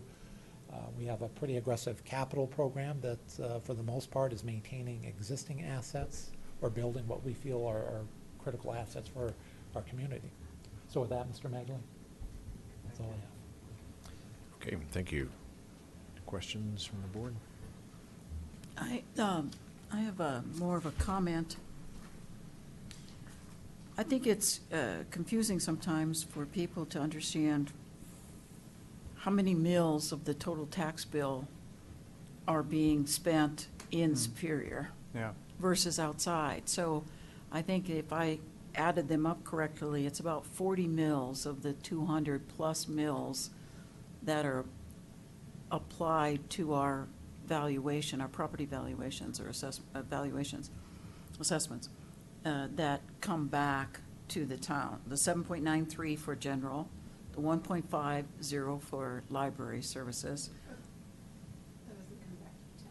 Well, we take the money and then remit it somewhere, use it for services. That's what I'm saying. The 1.5 mills comes into Superior and we remit it to Louisville for services of use of the library. So, you know, and then 26 mills is for SMID. And this gets confusing, obviously, but that area, that district is predominantly or almost exclusively the businesses within the Superior Marketplace. It doesn't Okay. impact our residents. Okay, so then that's even better because, you know, that's always, the ones that really apply to us are the 7.93 general, the 1.5, which is for library services through Louisville, and then the 5.2 or 5.3 for the Superior Metropolitan District, wherever you happen to live. Right, and again, that doesn't cover everybody in town, but it covers 95% of people in Right, town, so the majority, yes. in those Superior Metropolitan District areas of 1 and 2. So I think it's just, you know, because you'll get your tax bill and you're going to see 209 or 10 mills applied. But we're a very small portion of that, and we do a great job, you do a great job, everybody does, of managing our expenses in a very efficient way for the town of Superior. But beyond those, there's a lot more mills that go to the county, to the schools, Boulder County Schools, to the fire, Rocky Mountain Fire, and RTD, and well, those are taxes. So, you know, so there's a lot of, people need to kind of get a better, you know, because they look at their tax bill and they go, oh my God, it costs so much to live in Superior. It's not Superior that's taking the majority of those mill levies. Yeah. And I think Trustee Dozell, that's great to manage expectations. I use round numbers because I'm not really good with numbers, but anyway.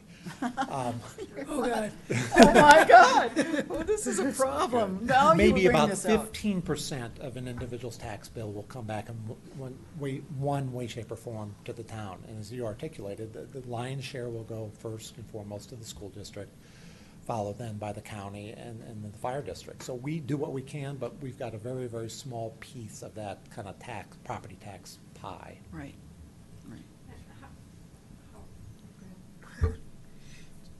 Could you just mention where we will be with respect to our reserve policy? Yes, Trustee Sorelli, that actually speaks to something that I mentioned a few minutes ago. So most entities, municipalities, government entities, all entities have reserves. Our reserve policies are generally that we will keep between 75% and 100% of prior year expenses in the bank for whatever catastrophic situation that may come up. That's a little bit higher than most entities, but there's a reason for that. The reason is predominantly most of our revenues, as some of those graphs had shown, are generated from sales and use tax revenues. Most of our sales tax and use tax revenues are generated from the Superior Marketplace. Most of those marketplace revenues are generated from two retailers. So if in fact something, for whatever reason, would happen to one of those two retailers, and it would perhaps negatively impact sales and use tax revenue overall, that would have a material impact on a half a dozen of our particular operations. So the board, and I think rather intuitively and not overly aggressive, but establish these reserve requirements because of our high need for sales and use tax revenue and our high concentration with only several retailers generating most of our particular revenues. So essentially 9 months to 1 year of reserve in most of our operations. So where are we for this year?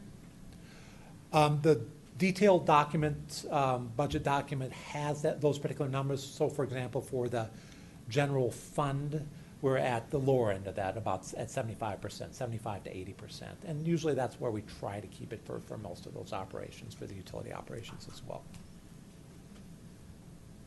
Any of them dip below the 75? We do dip below the 75, or we did last year when the town acquired the, what I call the Richmond parcel, the parcel on the northeast corner of McCaslin and Colton. We are replenishing our particular supply, so the plan is going into, or by the end of 2016, we'll be back at that minimum 75% threshold, Mayor Pro Tem. One Trustee more Giselle. comment, I think that's of value perhaps, if anybody is listening yet, is that capital improvement projects all have to come back here to the board and we have to actually vote on them. So there are some portions of the budget that we set tonight that, that will be part of paying out salaries and things like that. But capital improvements, isn't that correct? We'll have to come back and then we vote on that. Like you were depicting the potential for an extension to this building. If we do that, and before we do that, it would have to come back here and it have to be approved in a resolution by Sure. the board. The expansion of the building, the park, the road project. So the Mhm. board has a purchasing policy where any procurement in excess of $25,000 needs board approval. So Trustee Dozell, as you aptly articulated, this budget is a guiding document, and then the implementation of the document specifically as it relates to specific contracts, yes, do come back for your approval. Mhm. Thank you. Okay, yep, that's a good point. Additional questions, comments? Okay, any public comment? Anyone public like to make any comments? Okay, seeing no public comments. Any further discussion from the board? Then I should close the public hearing. You can close the public hearing. Okay. All right, public hearing's closed. All right. Any further comments from the board? I'm a little apprehensive in voting tonight because we're missing 2 people. So we don't have a full board, so I'm a little concerned. If it makes you feel more comfortable, I've talked to both Trustee Pennington and Trustee Hansen, and gone through the budget, and they had a couple of comments. Trustee Pennington wanted to make sure we weren't funding both positions. We were just funding one. I confirmed that with her. And Trustee Hansen was okay with the budget as it was being proposed. You didn't have any questions or concerns? Not that he shared with me. Okay. Okay. I mean, to me, unless there was a split vote here and we needed 2 extra votes, I don't have any issue at all. I think we should proceed and vote for it tonight. Yeah, I agree. We vet this process out over a fairly extensive period of time so that I don't think there's any real surprises coming up tonight, so. Okay. And the fail-safe is, before we spend any money, the big, contract money and capital improvements, it has to come back here anyway. So, okay, are we ready?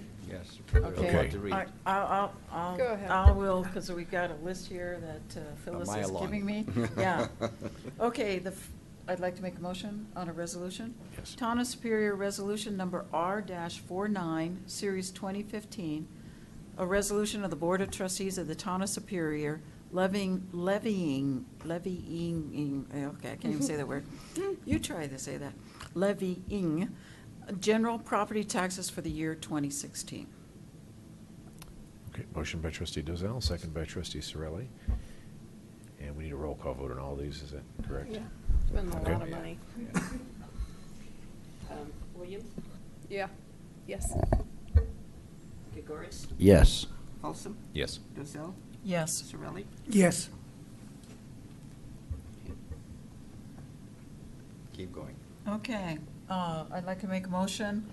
Town of Superior Resolution Number R-50, Series 2015, a resolution of the Board of Trustees of the Town of Superior adopting a budget for the Town of Superior for the calendar year beginning on January 1, 2016, and ending on December 31st, 2016.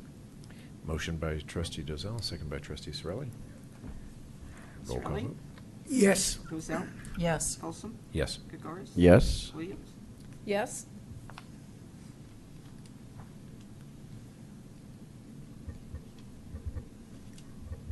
I'd like to make a motion for the Town of Superior Resolution R-51, Series 2015, a resolution of the Board of Trustees of the Town of Superior adopting a fee schedule for 2016.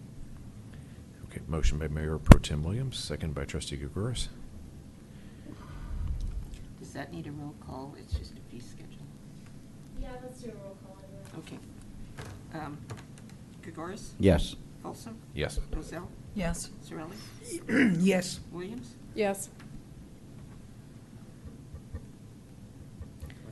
I'd like to make a motion for the Town of Superior Ordinance number 0 dash. Just a second, we're getting it. Have it here. Hang on just a minute. I didn't write that one down. All right. 6. O-6, an ordinance of the Board of Trustees of the Town of Superior appropriating sums of money to the various funds and spending agencies in the amounts and for the purposes as set forth below for the Town of Superior, Colorado, for the 2016 year. Motion by Mayor Pro Tem Williams, second by trustee Gregoris. Williams? Yes. Gregoris? Yes. Folsom? Yes. Dozell? Yes. Sorelli? Yes. Yeah, go. Okay. I'd like to make a motion. Town of Superior, Resolution Number R-52, Series 2015, a resolution of the Board of Trustees of the Town of Superior approving a budget and levying the debt service property taxes for Superior Metropolitan Districts Number 2 and Superior Metropolitan District Number 3 for the year 2016. Motion by trustee Dozell, second by Mayor Pro Tem Williams. Sorelli? Yes. Dozell? Yes. Folsom? Yes. Gregoris? Yes. Williams? Yes.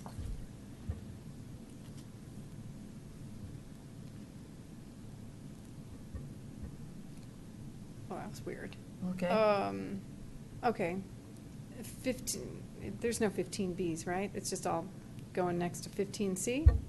15, well. There is a 15B. There is a 15B? That's just I have the weird. resolution up if you want me to. Go ahead. Yep, go for it. Okay, I'd like to Mine's make on a motion for Resolution Superior / McCaslin Interchange Metropolitan District, Resolution SMID 3, Series 2015, a resolution of the Board of Directors of the Superior McCaslin Interchange Metropolitan District adopting a budget, levying property taxes, and appropriating sums of money in the amounts and for the purposes as set forth below for the year 2016. Motion by trustee Dozell, second by trustee Sorelli. Director? Director Dozell and Director Sorelli. Thank you. Very good, thank you. We've switched hats. Okay, Sorelli? Yes. Dozell? Yes. Folsom? Yes. Gregoris? Yes. Williams? Yes. Okay, we ready for Go the next ahead. one? I'd like to make a motion for Superior Urban Renewal Authority, Resolution SURA-2, Series 2015, a resolution of the Board of Commissioners of the Superior Urban Renewal Authority adopting a budget and appropriating sums of money in the amounts and for the purposes as set forth below for the Superior Urban Renewal Authority for the 2016 year. Okay, I have a motion by, is it Commissioner Commissioner? Dozell and a second by Commissioner Well, they're different Sorelli. hats. Yeah.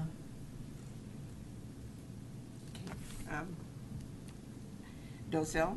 Yes. Sorelli? Yes. Folsom? Yes. Gregoris? Yes. Williams? Yes. Okay, I'd like to make a motion for the Superior Metropolitan District Number 1, Resolution SMD number 1-8, Series 2015, a resolution of the Board of Directors of the Superior Metropolitan District Number 1 adopting a budget and appropriating sums of money in the amounts and for the purposes as set forth below for the Superior Metropolitan District Number 1 for the 2016 budget year. Okay, motion by Director Dozell and second by Director Sorelli. Gregoris? Yes. Folsom? Yes. Dozell? Yes. Sorelli? Yes. Williams? Yes.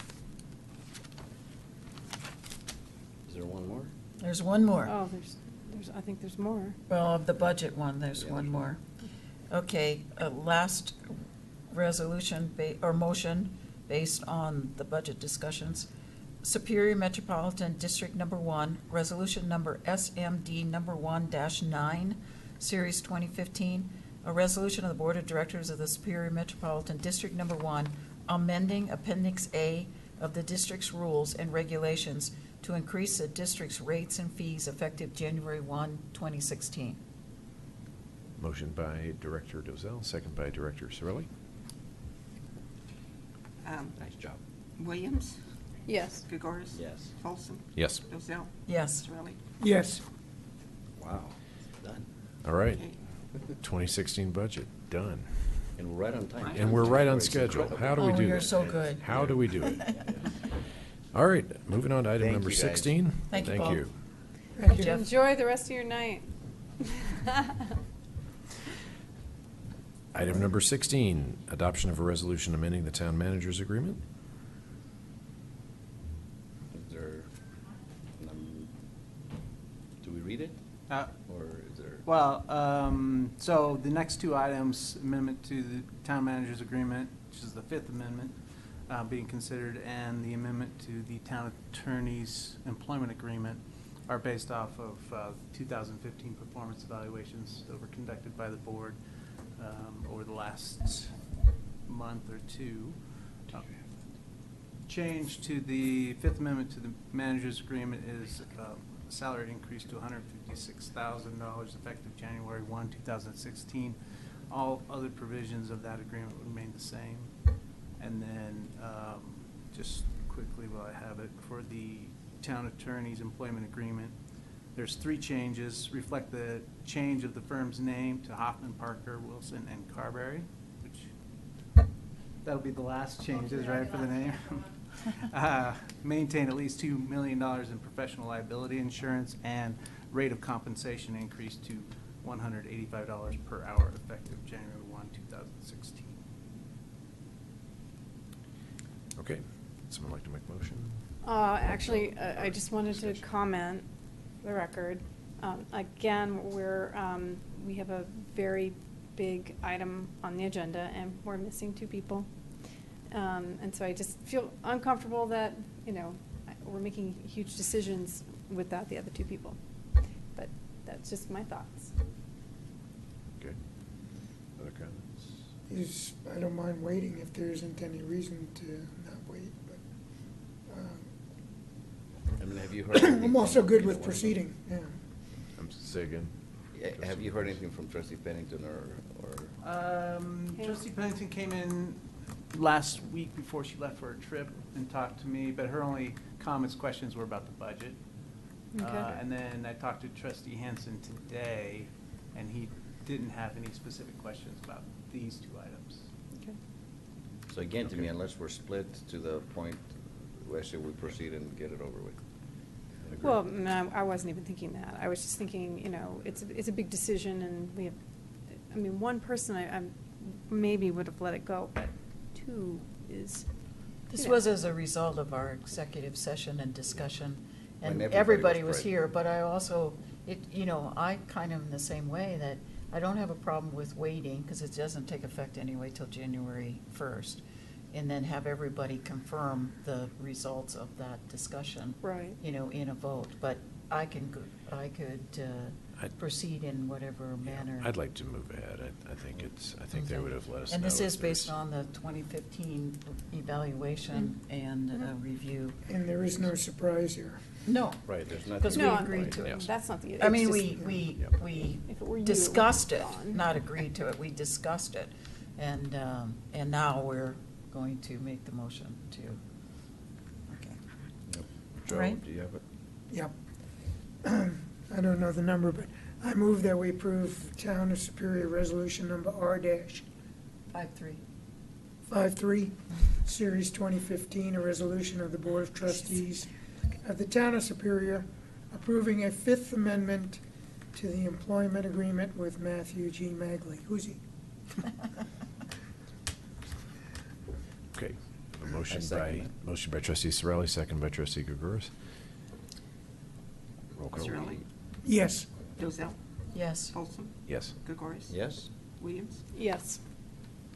Okay, that means our town manager can now plead the fifth, because we've passed the Fifth The Amendment. Fifth Amendment. That's right. Crossed my Very mind, funny. too. Hopefully I'm very funny. Okay, hopefully not. Well, Okay.